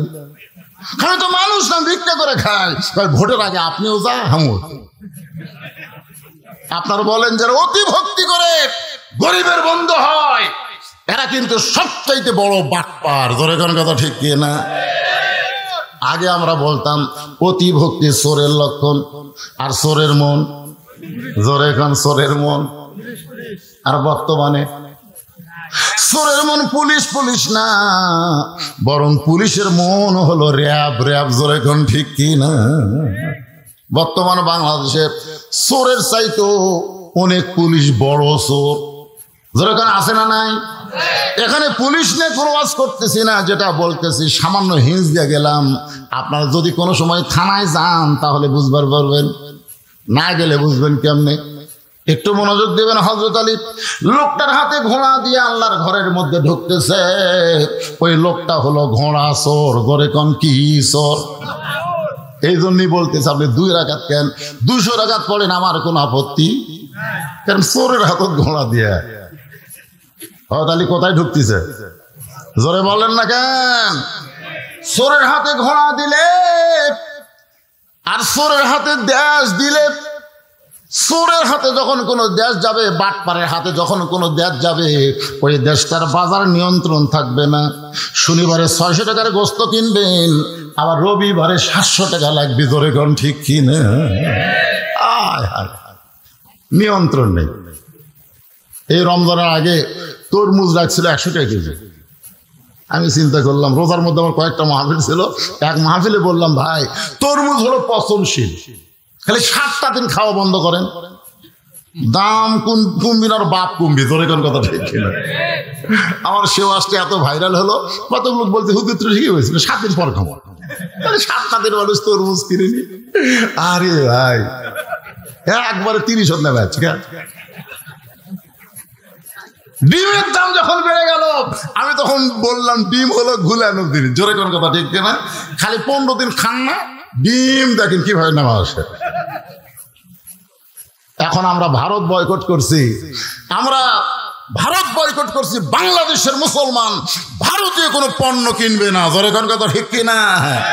এখন আমরা ইসরায়েল পণ্যকে বয়কট করতেছি। ইসরায়েলের কোনো পণ্য কোনো মুসলমান কিনতে পারে না। ইসরায়েলের পেপসি, কোকা কোলা এইগুলো কেনার কারণে যেই টাকা ইসরায়েল পায়, সেই টাকা মুসলমানের রক্ত খায়। জোরে কোন কথা ঠিক কিনা? আর ভারত বয়কট করার কারণ হলো আমাদের 400 বছরের পুরাতন বাবরি মসজিদ ভাঙ্গা, ওই জায়গায় ভারত রাম মন্দির বানাচ্ছে। আপনারা বলেন তো, মন্দির বানানোর জায়গা কি ভারতে নাই? যেরকম আছে নাই? কিন্তু মসজিদ ভাঙ্গা ওই জায়গায় মন্দির বানানোর কারণ হলো ভারত আর যাই হোক মুসলমানকে কোনোদিন দেখতে পারে। আর মুসলমান তার জীবনের চাইতেও মসজিদকে বেশি ভালোবাসে। একটু মনোযোগ শুনবেন। হযরত আলী ঘোড়া চোরের হাতে ঘোড়া দিয়া আল্লাহর ঘরের মধ্যে ঢুকতেছেন। আল্লাহর ঘরের মধ্যে যখন কোনো মুসলমান ঢুকবে, নিজের ইচ্ছা মতো ঢুকতে পারবে না, আল্লাহর আইন অনুযায়ী ঢোকা লাগবে, নবীর তরিকা মোতাবেক ঢুকতে হবে। মসজিদের মধ্যে যখন ঢুকবেন, আপনারা ঢোকেন তো? ঢোকেন না? ঢোকেন? কে ঢোকে? আপনি ঢোকেন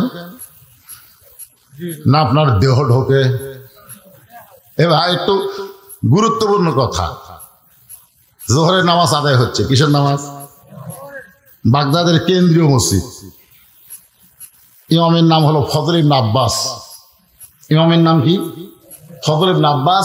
হাজার হাজার মানুষ মুসল্লি হুজুর নামাজ পড়াচ্ছেন, জোহরের নামাজ। ইতিমধ্যে মসজিদের বাহির থেকে পাগল বলতেছে, ইমাম মসজিদে নাই রে, ইমাম মসজিদে নাই। তখন সমস্ত মুসল্লি চোখ তেরা করে দেখতেছে, আচ্ছা একটা পাগলা বলতেছে ইমাম মসজিদে নাই, ওই পাগলার কথার গুরুত্ব দিয়ে চোখ তেরা করে দেখতেছি ইমাম আছে। আপনার বলতে ইমাম না গেলে আপনি কি নামাজের নিয়ত করতেন? তাহলে নামাজ শুরু হয়ে গেছে। এরপরেও কেউ যদি বলে ইমাম নাই রে, ইমাম নাই, ওই বাহিরের লোকের কথা বিশ্বাস করা যাবে? সরকার যাবে? কারণ ও সারা তো বাইরে আছে। আজকে বাহিরের লোকেরা কে কি কয় সেইটা বিশ্বাস করার বিষয় না, বিশ্বাস করতে হবে যারা ভিতরে থাকে তাদের ভিতরে কি খেয়াল করে ধরে করার কথা, ঠিক কিনা? আজকে কোরআনের মধ্যে কি আছে বাড়ার লোক কেমনে জানবে? ওরা জীবনে কোরআন হাত দিয়ে ধরেনি, কোরআন স্পর্শ করেনি, সূরা মুলুক কোনোদিন তেলাওয়াত করেনি, ওই লব উল্টা কয়। এখনকার বক্তারা কোরআনে আবার রাজনীতি পায়, জীবনে কোরআন হাত দিয়ে ধরে নাই। যে কোরআন একটা সূরাই রয়েছে রাজত্ব, তাবারাকাল্লাযী পড়েন, তাবারাকাল্লাযী বিয়াদিহিল মুলক ওয়া হুয়া আলা কুল্লি শাইইন কাদির। মসজিদের মধ্যে যখন ঢুকবেন তখন কোন পায়ে? শুধু ডান পায়ে ঢুকলে হবে না, জবান খুলে একটা দোয়া পড়া লাগবে, আল্লাহুম্মা আফতাহ লি আবওয়াবা রাহমাতিক। হযরত আলী মসজিদের মধ্যে ঢুকে নিয়ত করলেন, আল্লাহ যে ভাই আমার ঘোড়া ধরে আমাকে 2 রাকাত নামাজ পড়ার সুযোগ করে দিল, নামাজ শেষ করে তাকে 2টা দিরহাম হাদিয়া দেব, এই নিয়ত করে হযরত আলী 2 রাকাত নামাজের নিয়ত করলেন। 2 রাকাত নামাজ যখন নিয়ত করলেন, ঘোড়া চোর এবার ঘোড়ার লাগাম টানে নিয়ে এসে দরজার দিকে দেখে নামাজের সাইজ কিরকম, কারণ নামাজের সাইজ যদি ভালো হয় তাহলে ঘোড়া চুরি করা যাবে, আর সাইজ যদি খারাপ হয় তাহলে নিয়ত করলেও চুরি করা যাবে যাবে। 1 লাইন নামাজ পড়তেছে, জামাত শেষ, আর 1000 টাকার জুতে ওই যে কাঠের বাক্স, সে বাক্সের উপর থুয়ে নামাজের নিয়ত করছে।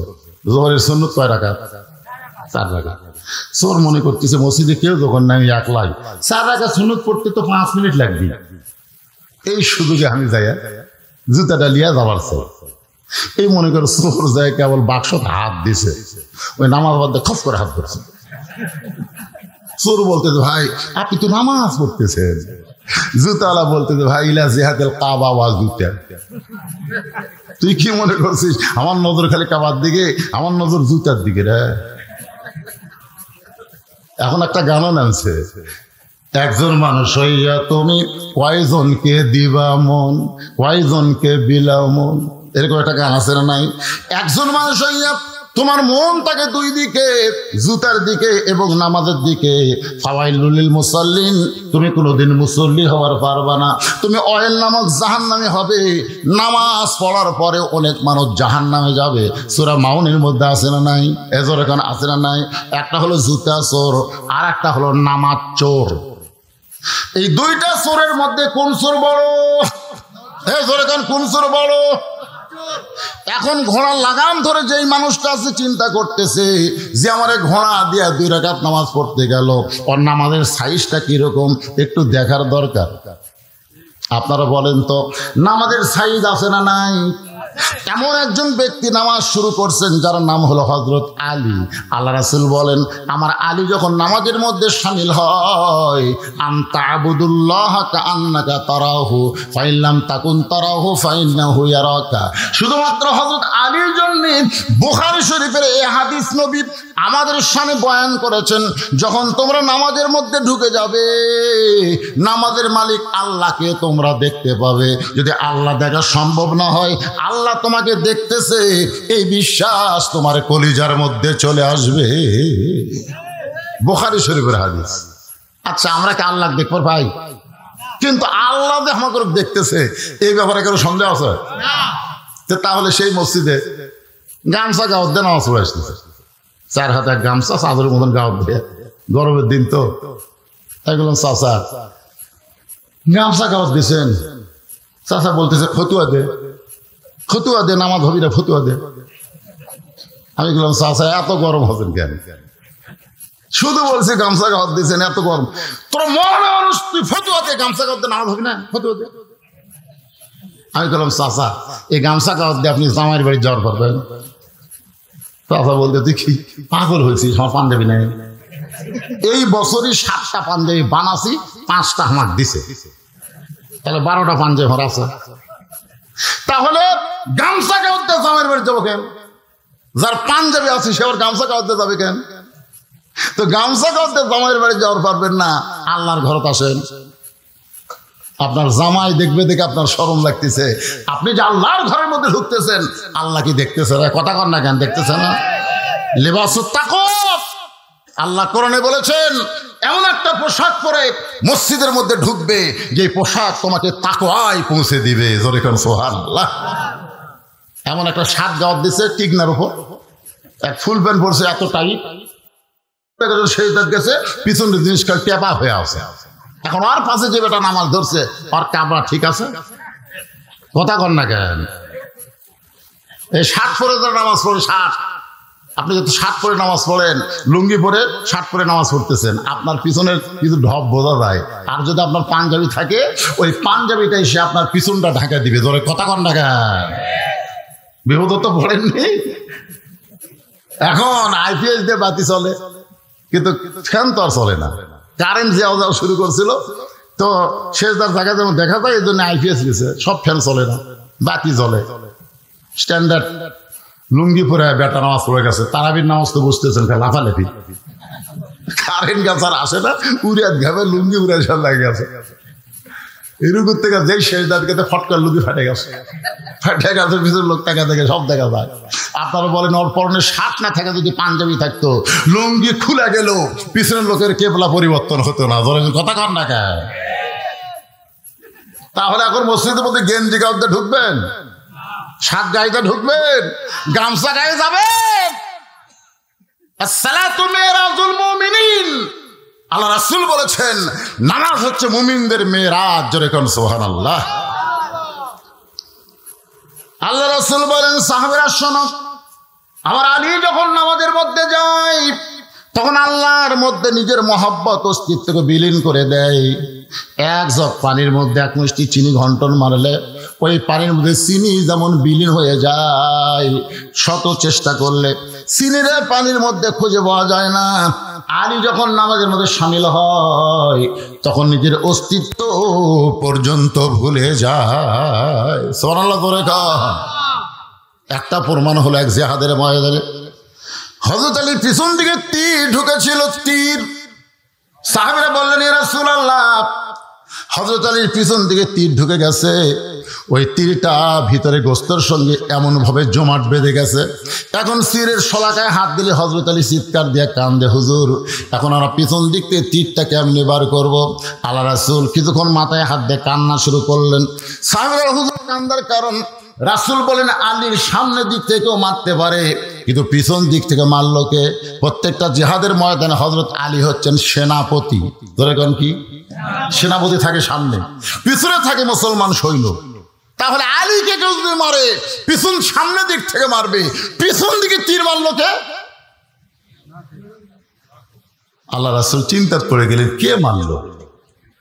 আসলে মুসলমানকে মারার জন্য মুনাফিকরাই এক নম্বর। জোরে কোন কথা, ঠিক কথা কন না কেন? কারণ কাফের বেঈমানদের বিরুদ্ধে একটা রব উঠে গেছে, যে জিহাদের ময়দানে আলী থাকে ওই যুদ্ধে মুসলমানের পরাজয় হবে। এখন ইসলামকে সাইজ করতে গেলে আলীকে সাইজ করা লাগবে। তো আলীরে সাইজ করলে কেমনে করা যাবে? বলে আমাদের কাফেরদের মধ্যে 2-4 জন মুসলমান সাজা লাগবে, সাজা মুসলমান সাজা জিহাদের ময়দানে আলীর সাথে পিছনে থেকে পিছন দিক থেকে মারা লাগবে, সামনের দিক থেকে মারা আপনার ঘায়েল করা যাবে না। আজকে আমাদের বাংলাদেশে পিছন দিক থেকে মারার চেষ্টা চলতেছে। আজকে সুদ নিয়ে, ঘুষ নিয়ে, পর্দা নিয়ে কোনো কথা নাই। আজকে কতগুলা ঘন্টা পড়া শায়েখ তারা তারাবির রাকাত নিয়ে আজকে সমাজের মধ্যে ফিতনা করতেছে। জোরে কথা কন না কেন? আজকে ফিলিস্তিনের মুসলমানকে যে হারে ইসরায়েলি ইহুদিরা হত্যা করতেছে, এই ব্যাপারে ঘন্টাওয়ালা শায়েখদের কোনো কথা নাই। তারাবি কয় রাকাত পড়া লাগবে, নামাজের পরে মোনাজাত আছে না নাই, এইরকম নফল বিষয় নিয়ে এই শয়তানেরা ফিতনা করতেছে। কথা কন না কেন? কথা কন। ওটা বাংলাদেশ সুদ দিয়ে, সুদ কি রে? আল্লাহ রাসূল সুদের পাপ বলতে গিয়ে 3 বার মুখ ধরলেন। সুদের পাপ, ঘুষের পাপ, জিনার পাপ, মদ খাওয়ার পাপ, সব পাপের কথা বলতে রাসূল মুখ ধরেনি, সুদের কথা বলতে গিয়ে সাহাবারা বললেন হুজুর মুখ চেপে ধরেন। কেমনে বলি, শরম লাগে। সুদের পাপ কেমনে বলি, শরম লাগতেছে, কিন্তু বলা লাগবে তো। সুদের সবচাইতে বড় পাপ হলো আল্লাহর সাথে যুদ্ধ করা, নিম্ন পাপ হলো নিজের গর্ভধারীর মাকে বিয়ে করে জিনা করা। বাংলাদেশের কোনো পাগল তার মা বিয়ে করবে? এ কটা কান করবি? আর যে সুদের 1 টাকা খায়, নিজের মায়ের সঙ্গে 42 বার জিনা করার গুনাহ হয়। আজকে টিভিতে দেখবেন সুদ নিয়ে কোনো আলোচনা নাই, খালি আলোচনা হচ্ছে সারা তারাবির নামাজ কয় রাকাত, জোরে করে কথা ঠিক কিনা? আমাকে একজন বলছে, হুজুর আমাদের গ্রামে 2 মসজিদ আছে, 8 রাকাতও আছে, 20 রাকাতও আছে, কোনটার যাবো? এখন তোর যেটা ভালো লাগে সেটা যা।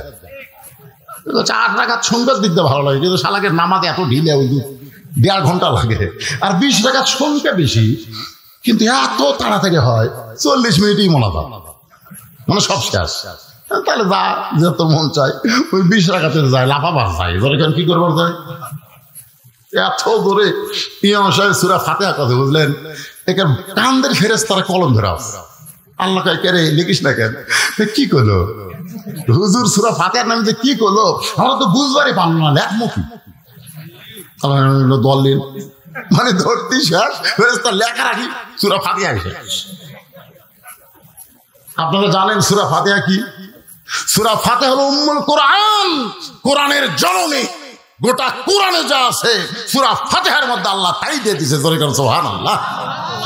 সবচাইতে বড় মোনাজাত হলো সূরা ফাতিহা। সূরা ফাতিহার এক নাম হলো সূরা কানজ, খুনি।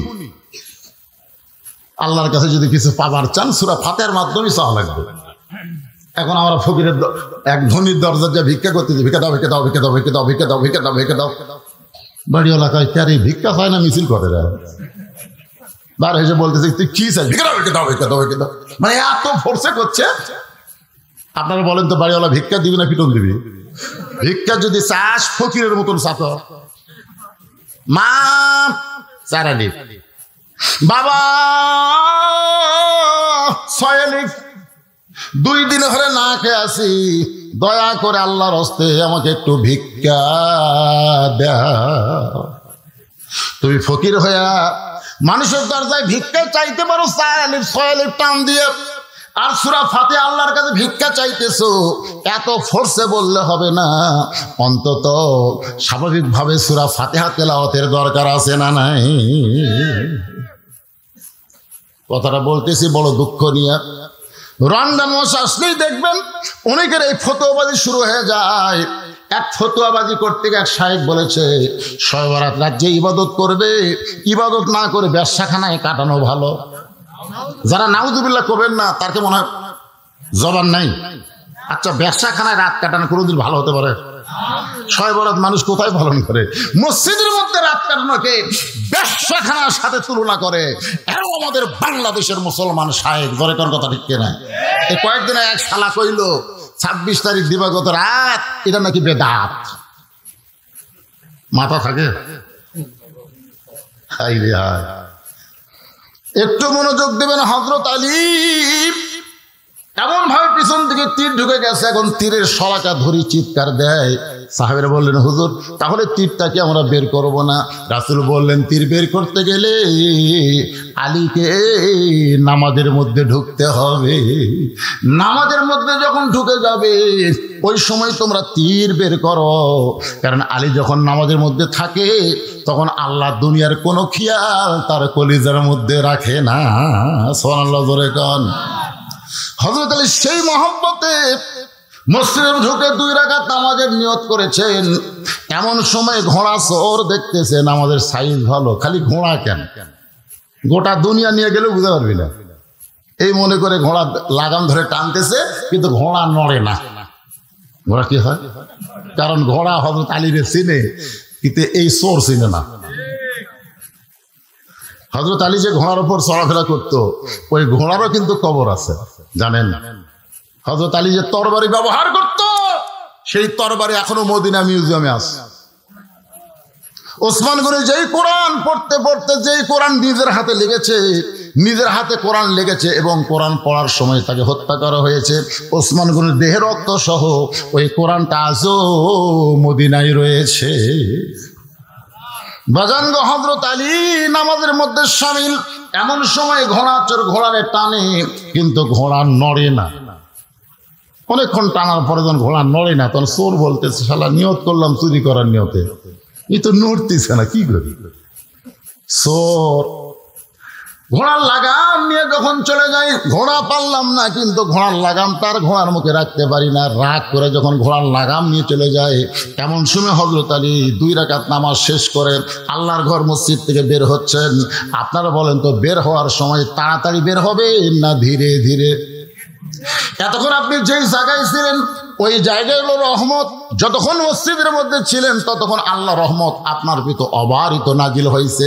যখন বের হবেন তখন আপনি মনে মনে আফসোস করে বলবেন, আল্লাহ তোমার ঘরের মধ্যে ঢুকছিলাম, ঘর থেকে বের হচ্ছে, আবার ঘরের মধ্যে ঢুকতে পারবো কিনা, সে হায়াত হয়তো আমার নাও হতে পারে, এই বের হওয়ায় হয়তো জীবনের শেষ বের হতে পারে। এই জন্য আফসোস করে বলতে হবে, আল্লাহুম্মা ইন্নী আসআলুকা মিন, আপনার পড়েন না, আল্লাহুম্মা ইন্নী আসআলুকা মিন ফাদলিক।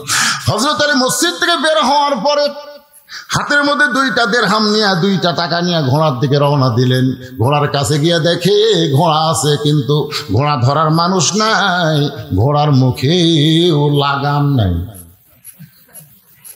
ঘোড়া ধরার মানুষ নাই এবং ঘোড়ার মধ্যে লাগাম নাই। এখন হযরত আলী পড়েছেন বেকায়দায়। আপনারা বলেন তো, মোটর সাইকেলের যদি ব্রেক না থাকে, সে যতই দামি মোটর সাইকেল হোক যাবে? আর এখনকার ব্রেক তো হাইড্রোলিক। এক ছেলে দেখি মোটর সাইকেল নিয়ে এরকম, পিছনের চাকা মোটা, নাম দেখে R15। আমি বললাম, বেটা এই হারে গাড়ি চলালে অ্যাক্সিডেন্ট করবি রে? না হুজুর, হাইড্রোলিক, খালি ইশারা মারলি ব্রেক। ওটা বলে ধরাও লাগে না, ইশারা, খালি ইশারাতে ব্রেক হয়। এই বছর ঈদুল ফিতর দিনে 17 জন মোটর সাইকেল আলাম করছে, আপনারা জানেন না? 17 জন মরার খবর আমি পাইছি। এই গাড়ি চালাতে চালাতে 17 জন মরছে। এক বাপ ছেলে লাশ লিবার যায়, দেখে এক বেটি চোর সব মরছে। ওই বেটি চোর ওর বেটার বল হয়, বেটার বিয়ে হয়নি, তখন বাপ আর লাশ লেগে জনগণ বলতেছে, আপনার শালা পুরা শয়তান, এর পিছনে মেয়েটা মরলে শালাকে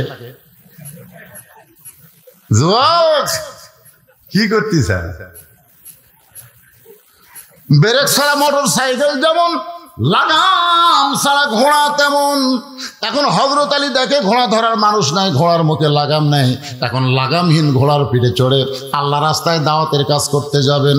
ওমান আহসানু কাওলাম মিম্মান দাআ ইলাল্লাহ ওয়া আমিলা সালিহান ওয়া ক্বালা ইন্নানি মিনাল মুসলিমিন। ওই ব্যক্তির চাই উত্তম কোনো ব্যক্তি নাই, যে ব্যক্তি মানুষকে আল্লাহ রাস্তায় দাওয়াত দেয়। এই আয়াতকে সামনে নিয়ে কিন্তু কথা বলতেছি, কিন্তু হযরত আলী পড়ছে বেকায়দায়। ঘোড়া আছে কিন্তু ঘোড়ার মুখে কি নাই? আপনার বলেন তো, লাগাম বোঝেন? আপনার লাগাম বোঝেন? লাগাম ছাড়া ঘোড়ার পিঠে চড়া আর ব্রেক ছাড়া মোটর সাইকেলে চড়া একই অবস্থা। আলী চিন্তায় পড়ে গেলেন, কি করব? এমন সময় দেখে এক আল্লাহর বান্দা রাস্তা দিয়ে আসতেছে, এক আল্লাহর বান্দা রাস্তা দিয়ে আসতেছে। হযরত আলী মনে মনে নিয়ত করছে যে 2টা দিরহাম পকেট থেকে বার করছি, ওই 2টা দিরহাম আল্লাহর বান্দাকে দিয়ে বলবো, ভাই আমি আলী পড়ছি বেকায়দায়, আশেপাশে কোনো বাজার থাকলে 2টা দিরহাম দিয়ে ঘোড়ার লাগাম কিনে নিয়ে আসবা, আল্লাহ পাক তোমার হেফাজত করবে। এই নিয়ত করে হযরত আলী দাঁড়ায় আছে। এমন সময় লোকটা সীমানার মধ্যে আসলি আলী সালাম দিবে, কিন্তু হযরত আলী সালাম দেওয়ার আগেই লোকটা আলী সালাম দেয়, আসসালামু আলাইকুম আলী। জোরে কোন সুবহানাল্লাহ। হযরত আলী চমকে গেল। আমি সালাম দেবার চাইলাম, কিন্তু আমি সালাম দেওয়ার আগে লোকটা আমাকে সালাম দিয়ে বলতেছে, আলী ভাই আপনি কেমন আছেন? সঙ্গে সঙ্গে আলী বলতেছে, ওয়ালাইকুম আসসালাম ভাইজান, আপনি কি আমারে চিনেন? আপনি যে আমারে সালাম দিলেন, আমি কেমন আছি জানতে চাচ্ছেন, আপনি কি আমারে চিনেন? সঙ্গে সঙ্গে লোকটা কান ধরে বলে, আপনাকে চিনে না এমন মুসলমান দুনিয়াতে না। সুবহানাল্লাহ। আগেরটা কি করছিল? কথা কয় না কেন? আগেরটা কি করছিল? আপনি কে হুজুর? আর ইনি বলতেছে, আপনাকে চিনে না এমন মুসলমান দুনিয়াতে নাই। আলী বললেন, তুমি আমার কেমনে চিনো? বলে, আমি চিনি মসজিদ নববীতে একদিন আল্লাহ রাসূল বললেন যে, তোমরা কি জানো আমি নবীর চাইতেও একজন সম্মানিত ব্যক্তি তোমাদের মাঝখানে বসে আছে। সাহাবীরা বললেন, হুজুর আমাদের মাঝখানে না, আপনি হলেন সবচাইতে সম্মানিত। রাসূল বললেন, তোমরা বললে হবে না তো, আমার চাইতেও ভাগ্যবান একজন ব্যক্তি তোমাদের মাঝখানে বসে আছে। সমস্ত সাহাবীরা চমকে বলে, ইয়া রাসূলুল্লাহ, আপনার চাইতে ভাগ্যবান পৃথিবীতে কে আছে?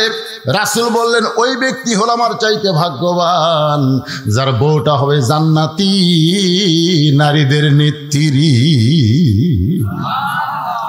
বাবা আদম থেকে আমি নবী পর্যন্ত যত নবীর বিবি আছে, বিবিরা জান্নাতি, কিন্তু জান্নাতি নারীদের নেত্রী হবার পারবে না। জান্নাতি নারীদের নেত্রী হবে আমার কলিজা টুকরা ফাতেমা। ওই ফাতেমার স্বামী যিনি, তিনি হলেন পৃথিবীর ভাগ্যবান স্বামী। সুবহানাল্লাহ খান। হ্যাঁ, রাসূল বলেন, খাদিজা মনটা ভার করে থাকো। কারণ কি? বলে, হুজুর যে কোনো সময় আমার মৃত্যু হবে। হুজুর মরার আগে একটা খুশির খবর কি আপনি আমাকে দেওয়া যায় না? রাসূল বলেন, খুশির খবর হলো এই দুনিয়াতে 10 জন পুরুষকে আল্লাহ জান্নাতের সার্টিফিকেট দিয়েছে। কয়জন? 10 জন নারীকেও আল্লাহ জান্নাতের সার্টিফিকেট দিয়েছে। তো এখন খাদিজা বলে, হুজুর আমি এতদিন জানতাম 10 জন পুরুষকে আল্লাহ জান্নাতের সার্টিফিকেট দিয়েছে, 10 জন নারীকে। বলে, পুরুষের মধ্যে 1 নম্বর জান্নাতি হলো আবু বকর, আর নারীদের মধ্যে 1 নম্বর জান্নাতি হলো খাদিজাতুল কুবরা। কি খুশি! রাসূল বলে, খাদিজা খুশি কেন? বলে, 1 নম্বর জান্নাতি খুশি হব না? আল্লাহ রাসূল বলে, খাদিজা আল্লাহ আপনাকে জান্নাতের 1 নম্বর জায়গা দিবে, কিন্তু জান্নাতে নারীদের নেত্রী আপনি হবার পারবেন না। জান্নাতে নারীদের নেত্রী হবে আপনার কলিজা টুকরা মেয়ে ফাতেমা। খাদিজা বললেন, ইয়া রাসূলুল্লাহ, আমি হলাম মা, ফাতেমা হলো মেয়ে। আমি মাকে বাদ দিয়ে আল্লাহ ফাতেমাকে সাইয়্যিদাতুন নিসা আহলিল জান্নাহ কেন ঘোষণা করলো? রাসূল বলেন, খাদিজা কারণ হলো 2টা। 1 নম্বর কারণ হলো আপনি আপনার হায়াতের 55 বছর কাফের ছিলেন, আর ফাতেমা জন্মসূত্রে জান্নাতি হয়ে জন্মেছে। কারণ মা খাদিজা যখন ঈমান গ্রহণ করছে তখন খাদিজার বয়স হলো 55 বছর। জোরে কোন কয় বছর? ও খাদিজা, আপনার নাকের চেহারা, মুখের চেহারা দুনিয়ার বহু পুরুষ মানুষ বলতে পারে, কিন্তু ফাতেমা এমন পর্দানিশী, তার নাকের চেহারা, মুখের চেহারা দুনিয়ার কেউ বলতে পারবে না। শুধুমাত্র পর্দানিশী হওয়ার কারণে আল্লাহ ফাতেমাকে খাতুনে জান্নাত ডিগ্রি দিয়েছে। আমার মা বোনেরা, পর্দার অন্তরালে কম না বেশি? এজরে কোন কম না বেশি? অনেক কম। পর্দার অন্তরালে বসে আপনাদের সাথে বেশি রে। ওরা এখন চিন্তা করবে, হুজুরকে আমাদের কোনো ওয়াজ করবে না। মায়েরা যারা ধৈর্য নিয়ে বসে আছেন, মা অবশ্যই আপনাদের আলোচনা আমি নিয়ে আসতেছি, একটু ধৈর্য ধারণ করেন।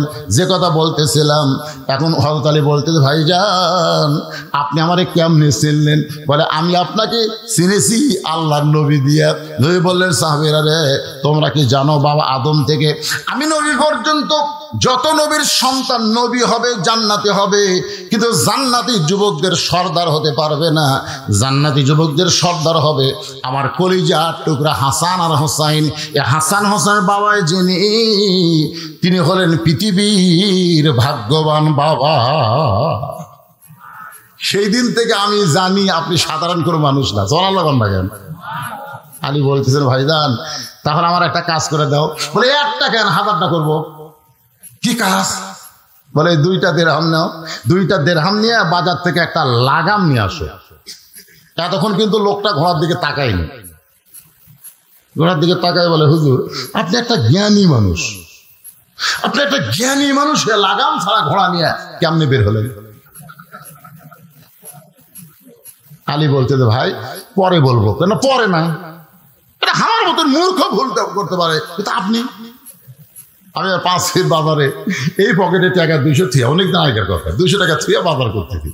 বাজার করার পকেটে হাত দিয়ে টাকা নেই। দোকানদার বলতে, হুজুর কি ভাই এই পকেটে টাকা রাখছিলাম, টাকা তো নাই। আপনি বলে, হুজুর আপনার ওয়াজ জনগণ শোনে। আমি বললাম, মিয়া টাকা হারাছে আমার, তুমি করো। কোন পকেটে টাকা রাখা লাগবে এইটাই যে হুজুর জানে না, তাই ওয়াজ করে কেমনে? আপনার কি এই পকেট ছাড়া আর কোনো পকেট নাই? না আছে তো সেই পকেটে থবেন। এটা থবেন, এটা থই মানুষ ম্যাসওয়াক, এটা তুই টয়লেট পেপার, এটা টাকা থই। তাই বলে, ভাই তাহলে ব্যাগ থেকে এগুলো ঢালে না? ঢালা লাগবে না হুজুর, আজকে টাকা যখন নাই লিয়ে যান। যান। আমি বললাম, ভাই এই খবর জান তুমি কাকে দিও না, তুমি যে গরম অবস্থায় জনগণ শুনলে একই অবস্থা। এই কথা বলে আমি ব্যাগ নিয়ে যখন যাচ্ছি, এক লোক দৌড়ে, হুজুর শোনেন আপনার বল পকেট মারছে। আমি বললাম তোমার কে কইল? হাটের মধ্যে সরগুলো পড়ে গেছে, হুজুরের পকেট মারছে রে। আমি সেই দিনই বুঝলাম জ্ঞানী মানুষ সামান্য ভুল করলে জনগণ বলার একটা চান্স পায়। ধরে কোন কথা ঠিক কিনা? আলী বলতেছেন, ভাইজান আমার ঘোড়ার মুখে লাগাম ছিল কিন্তু বর্তমানে নাই, তুমি কি 2টা দিরহাম দিয়া পাশের বাজার থেকে একটু লাগাম কিনে এনে দিতে পারবা না? লোকটা বলতেছে, হুজুর আমার প্রশ্ন হলো আপনি লাগাম ছাড়া ঘোড়া নিয়ে কেমনে বের হলেন? আপনি সাধারণ কোনো মানুষ না। আল্লাহ রাসূল বলেছেন, আনা মাদিনাতুল ইলমি ওয়া আলিউ বাবুহা, আমি হচ্ছে ইলমের শহর, আলী হচ্ছে তার দরওয়াজা। জোরে কর না সুবহানাল্লাহ। আল্লাহ রাসূলের শেষ ওসিয়তের মধ্যে একটা ওসিয়ত ছিল, তোমরা যখন কোনো বিষয়ে আটকে যাবে, আমি নবী না থাকলেও আলী তোমাদের মধ্যে থাকবে, আলী তোমাদের সেই বিষয়ে ফয়সালা করে দিবে। জোরে করে সুবহানাল্লাহ। আপনারা আলীর জীবনী পড়লে বহু কিছু জানতে পারবেন। একবার হযরত ওমর জেরুজালেমে গেছিল, খ্রিস্টানদের এলাকায়। এর শেষ পজিশনে হযরত ওমর আছে রাখাল হয়ে রশি ধরে, আর রাখাল আছে উটের পিঠে, শেষ পজিশনে। মাঝে মাঝে তো বদলাবদলি হয়েছে, একবার উমর একবার রাখাল, একবার উমর একবার রাখাল, কিন্তু লাস্টে গিয়ে উমরের ভাগ্যে পড়ছে রশি ধরে, আর রাখাল উঠছে উটের পিঠে। তো জেরুজালেমের খ্রিস্টানরা ভাবছে যিনি উটের পিঠে বসে আছে তিনি হযরত ওমর। এরকম একটা চকিয়া এনে উটের সঙ্গে লাগাই বলতেছে, আমিরুল মুমিনিন আপনি সরাসরি নামতে কষ্ট হবে, এই চকিয়ার ওপর পা দেবেন। তারপর একজন হামাগুড়ি দিয়ে বলতেছে, খ্রিস্টান আমার পিঠের ওপর পা দিয়ে আপনি আস্তে করে জমিনে নামবেন। রাখাল যখন কান্না শুরু করছে, জেরুজালেমের খ্রিস্টানরা বলতেছে, আমাদের অপরাধ কি কান্দেন? বলো অপরাধ তোমাদের কিছু না, তোমরা আসলে চিনতেই পারতেছো না, আমি হযরত ওমর নই, আমি হলেন একজন রাখাল, আর যিনি জমিনে রশি ধরে দাঁড়িয়ে আছেন তিনি হলেন হযরত ওমর। জেরুজালেমের খ্রিস্টানরা বলে এটা কেমনে হয়? অর্ধ পৃথিবীর খলিফা হয়ে জমিনে রশি আর রাখাল হয়ে উটের পিঠে কেমনে হয়? রাখাল বললেন, আল্লাহর কোরআন দিয়ে যখন রাষ্ট্র চলবে তখন নেতা আর জনগণের মধ্যে এমন ভারসাম্যতা এসে যায়। ধরে করছো আল্লাহ। খ্রিস্টানরা বলতেছে তাহলে খামাখা আর ওই খ্রিস্টানের মধ্যে থাকবো কেন? হযরত ওমরের চরিত্র আদর্শ দেখে হাজার হাজার খ্রিস্টান ইসলাম গ্রহণ করলো। ধরে করছো আল্লাহ। কিন্তু যতগুলাই ছিল তাদের মধ্যে সবাই ইসলাম গ্রহণ করলে একদম বেকা ছিল। বেকা বেকা বোঝেন না?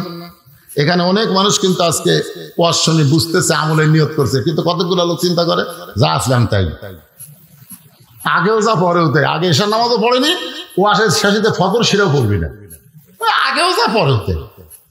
কুত্তার নেদের মতন বেকা আছে না নাই? দরকার আছে না নাই? তো ওই বেকা ওই মারছে দৌড়, ইমান গ্রহণ না করে এক দৌড়ে পাদ্রির কাছে গেছে। খ্রিস্টান ধর্ম যারা প্রচার করে এদেরকে বলা হয় পাদ্রি। হিন্দুদের মধ্যে হলো বামন, আর মুসলমানের মধ্যে হলো পীর। আমরা মৌলানা কিন্তু তেমন সম্মানী না, মুসলমানের মধ্যে সবচেয়ে সম্মানী হলো পীর সাহেব। ধরে কোন কি সাহেব? আমি বহু পীরকে দেখছি তাদের হাতে কেউ মুসাফা করলে খালি হাতে করে না, 50 টাকা 100 টাকা থাকি, কিন্তু আমার হাতে কেউ মুসাফা টাকা দেওয়া করে। তখন আমি বুঝি এই হাতের চাইতে হাতের দাম বেশি পারে। তো মুসলমানের মধ্যে পীর, হিন্দুদের মধ্যে বামন, খ্রিস্টানদের মধ্যে পাদ্রী। ওই বেকা দৌড়ে গিয়ে বলে, হুজুর ঘরের মধ্যে বসে জিকির মারেন, মদিনার থেকে উমর এসে সবগুলো মুসলমান করছে। পাদ্রী খুব চালাক চতুর মানুষ, এক দৌড়ে গিয়ে বলে, উমর আমিও তোমার হাতে মুসলমান হওয়ার চাই। ওমর ফারুক বললেন, আপনার মতন মহান ব্যক্তি যদি ঈমান গ্রহণ করে ইসলামের প্রতি চলা বড় সহজ হয়ে যাবে, তাহলে আপনি পড়েন কলেমা। পাদ্রী বলতে যে পড়ার আগে আমার 4টা প্রশ্ন আছে, উত্তর দিবার পারলে মুসলমান হব, নচেত কিন্তু মুসলমান হব না। ওমর ফারুক বলে, পাদ্রী রে কি প্রশ্ন? বলে 1 নম্বর প্রশ্ন হলো পৃথিবীর এমন কোন জায়গা সূর্যের আলো একবার পড়েছে কিয়ামত পর্যন্ত ওই জায়গায় সূর্যের আলো পড়বে না, ওই জায়গার নাম বলতে হবে। এই ওমর, আমার 2 নম্বর প্রশ্ন হলো পৃথিবীর এমন কোন কবর যেই কবরটাও জীবিত, কবরের মধ্যে লাশটাও জীবিত, ওই কবর এবং লাশের নাম বলতে হবে।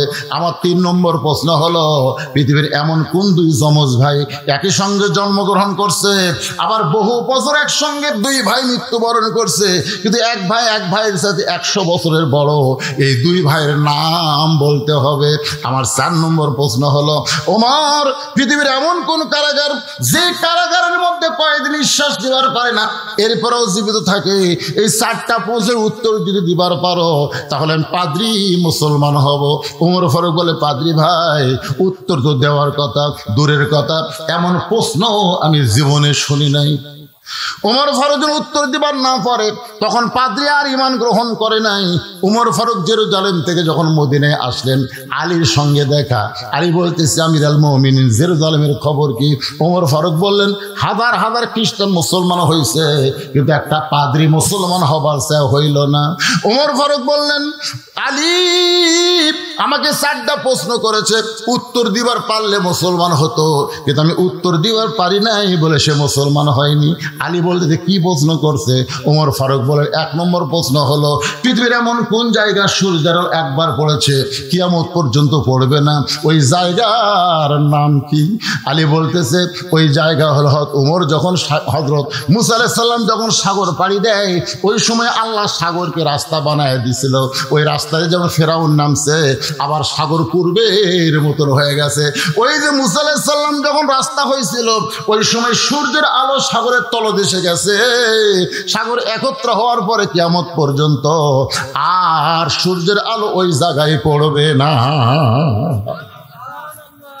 ওমর ফারুক কয়, আলী রে, আমার প্রশ্ন কোয়া শেষ না হতে উত্তর শেষ। 2 নম্বর প্রশ্ন হলো, পৃথিবীর এমন কোন কবর জীবিত, লাশটাও জীবিত? আলী বলতেছে, কবর হলো মাছ, আর লাশ হলো ইউনূস আলাইহিস সালাতু ওয়াস সালাম। এই ভাই, আমার খিদা বেশি, অনেকগুলা খেতে খাইছি, বিসি অনেকগুলা, কিন্তু তোমরা বলো তো খিদা কার বেশি, যে বিসি বার করে খায় না বিসি সহ খায়? তো বলতে তো খিদা তো তারই বেশি, তাই বিসি বার করার সময় পায় না। তো নবীর দিকে তাকায় দেখে একটাও বিসি নেই, মানে এত খিদা লাগছে বিসিগুলো পর্যন্ত বার করে পারে। সঙ্গে সঙ্গে রাতে বলে, আল্লাহ নবী বলে, ওঠো।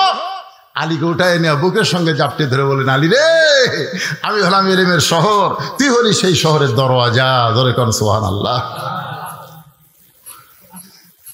লোকটা বলতেছে, ভাইজান, আপনার মতন মহান ব্যক্তির যদি লাগাম কিনে এনে দিবার পারি, এই ওসিলায় আল্লাহ হয়তো আমারে জান্নাত দিবে। সরাল্লাহ না কেন? আলী বলতেছে, আমার ঘোড়ার লাগাম কিনে এনে দেওয়ার ওসিলায় আল্লাহ তোমারে জান্নাত দিবে। এইটা তুমি কেমনে বুঝলে? বলে, আমি বুঝিনি তো, রাসূল বুঝাইছে। আপনার হয়তো মনে নাই, আপনার বিয়ার খবর কি? বিয়ার খবর কি? কোনদিন নিজের ইচ্ছায় বিয়ে করতে চান নাই, সঙ্গে আল্লাহ তাআলা আপনার ব্যাপারে ঘটকালি করেছে। জোরে করে সুবহানাল্লাহ। রাসূল বলে, আলী রে, বিয়ে করবো? আলী বলে, হুজুর, খিদা লাগলে আপনার কাছে আসি, আপনি খাবার দেন, আর যদি আপনি বলেন নাই, সারাদিন না খেয়ে থাকা লাগে, আমার বিয়ে। আল্লাহ রাসূল বলে, রে, মক্কার বহু, মদিনার বহু ধনী ধনী বিয়ে করবার চাইছে রে, আমার কলজার টুকরা ফাতেমাকে, কিন্তু আল্লাহ রাজি হয় না। তোর প্রতি আল্লাহ খুশি, তুই আমার ফাতেমারে বিয়ে কর। আলী তো সে খুশি। সাল্লাল্লাহু। রাসূল বলে, খুশি হলে হবি না রে, মহারণা দেওয়া লাগবে। তোর মহারণা দেওয়ার কি আছে? আলী বলে, হুজুর, আমার কিছু নাই। রাসূল বললেন, তোমার মাথার হেলমেটটা বিক্রি করো, যাও। লোকটা কান্দার বলে, আলী ভাই, আপনি মাথার হেলমেট নিয়ে যখন বাজারের দিকে যাচ্ছেন, এমন সময় পিছন দিকে এক ব্যক্তি দৌড়ায়। ওই ব্যক্তির নাম হলো ওসমান গনি। আলী রে, হঠাৎ হযরত আলী থমকে যায়। ওসমান গনি বলে, আলী, কোথায় যাওয়া? বলে, ওসমান ভাই, আপনি কি জানেন আমার বিয়ার ফুল ফুটছে, আমার বিয়া হবে নবীর কলিজার টুকরা ফাতেমার সঙ্গে। মোহরানা স্বরূপে হেলমেট বিক্রি করে দাম হবে, সেইটা আদায় করা লাগবে। আমি বাজারের দিকে যাই। ওসমান গনি বলে, হেলমেটের দাম কত নিবা? আলী বলতেছে, আপনার কাছে দাম চাওয়াই হলো ঠকা, কি চাবো আমি, বলেন আপনি কি দিবেন? সঙ্গে সঙ্গে ওসমান গনি 1 টোপলা টাকা দেয়। আলী হেলমেট দিয়ে টোপলা নিয়ে যখন দৌড় মারতেছে, ওসমান গনি বলে, আলী রে, কি দিলাম টোপলায়, একটা বার কি গুনাহ দেখবা না? আলী বলতেছে, এক মুসলমান আর এক মুসলমানকে কোনোদিন ঠকাই না।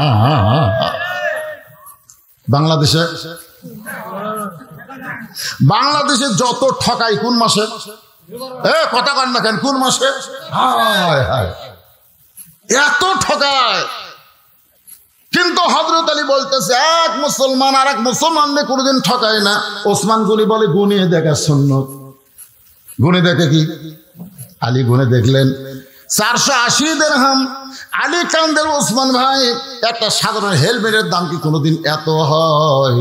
ওসমান গনি বলে, আলী রে, গোটা পৃথিবী বিক্রি করে দিলেও আসাদুল্লাহ গালিবের হেলমেট কেউ কিনতে পারবে না। তোমার হেলমেট কেউ মাথায় দিতে পারবে? তোমার হেলমেট তোমার আমি দিয়ে দিলাম। সঙ্গে সঙ্গে আলী কান্দে, ওসমান ভাই, আজকের এই বিপদের দিনে আমার হেলমেট কিনলেন, আমার হেলমেট আমারে দিলেন, কারণ কি? ওসমান কান্দারও শুধুমাত্র জান্নাতের আশা।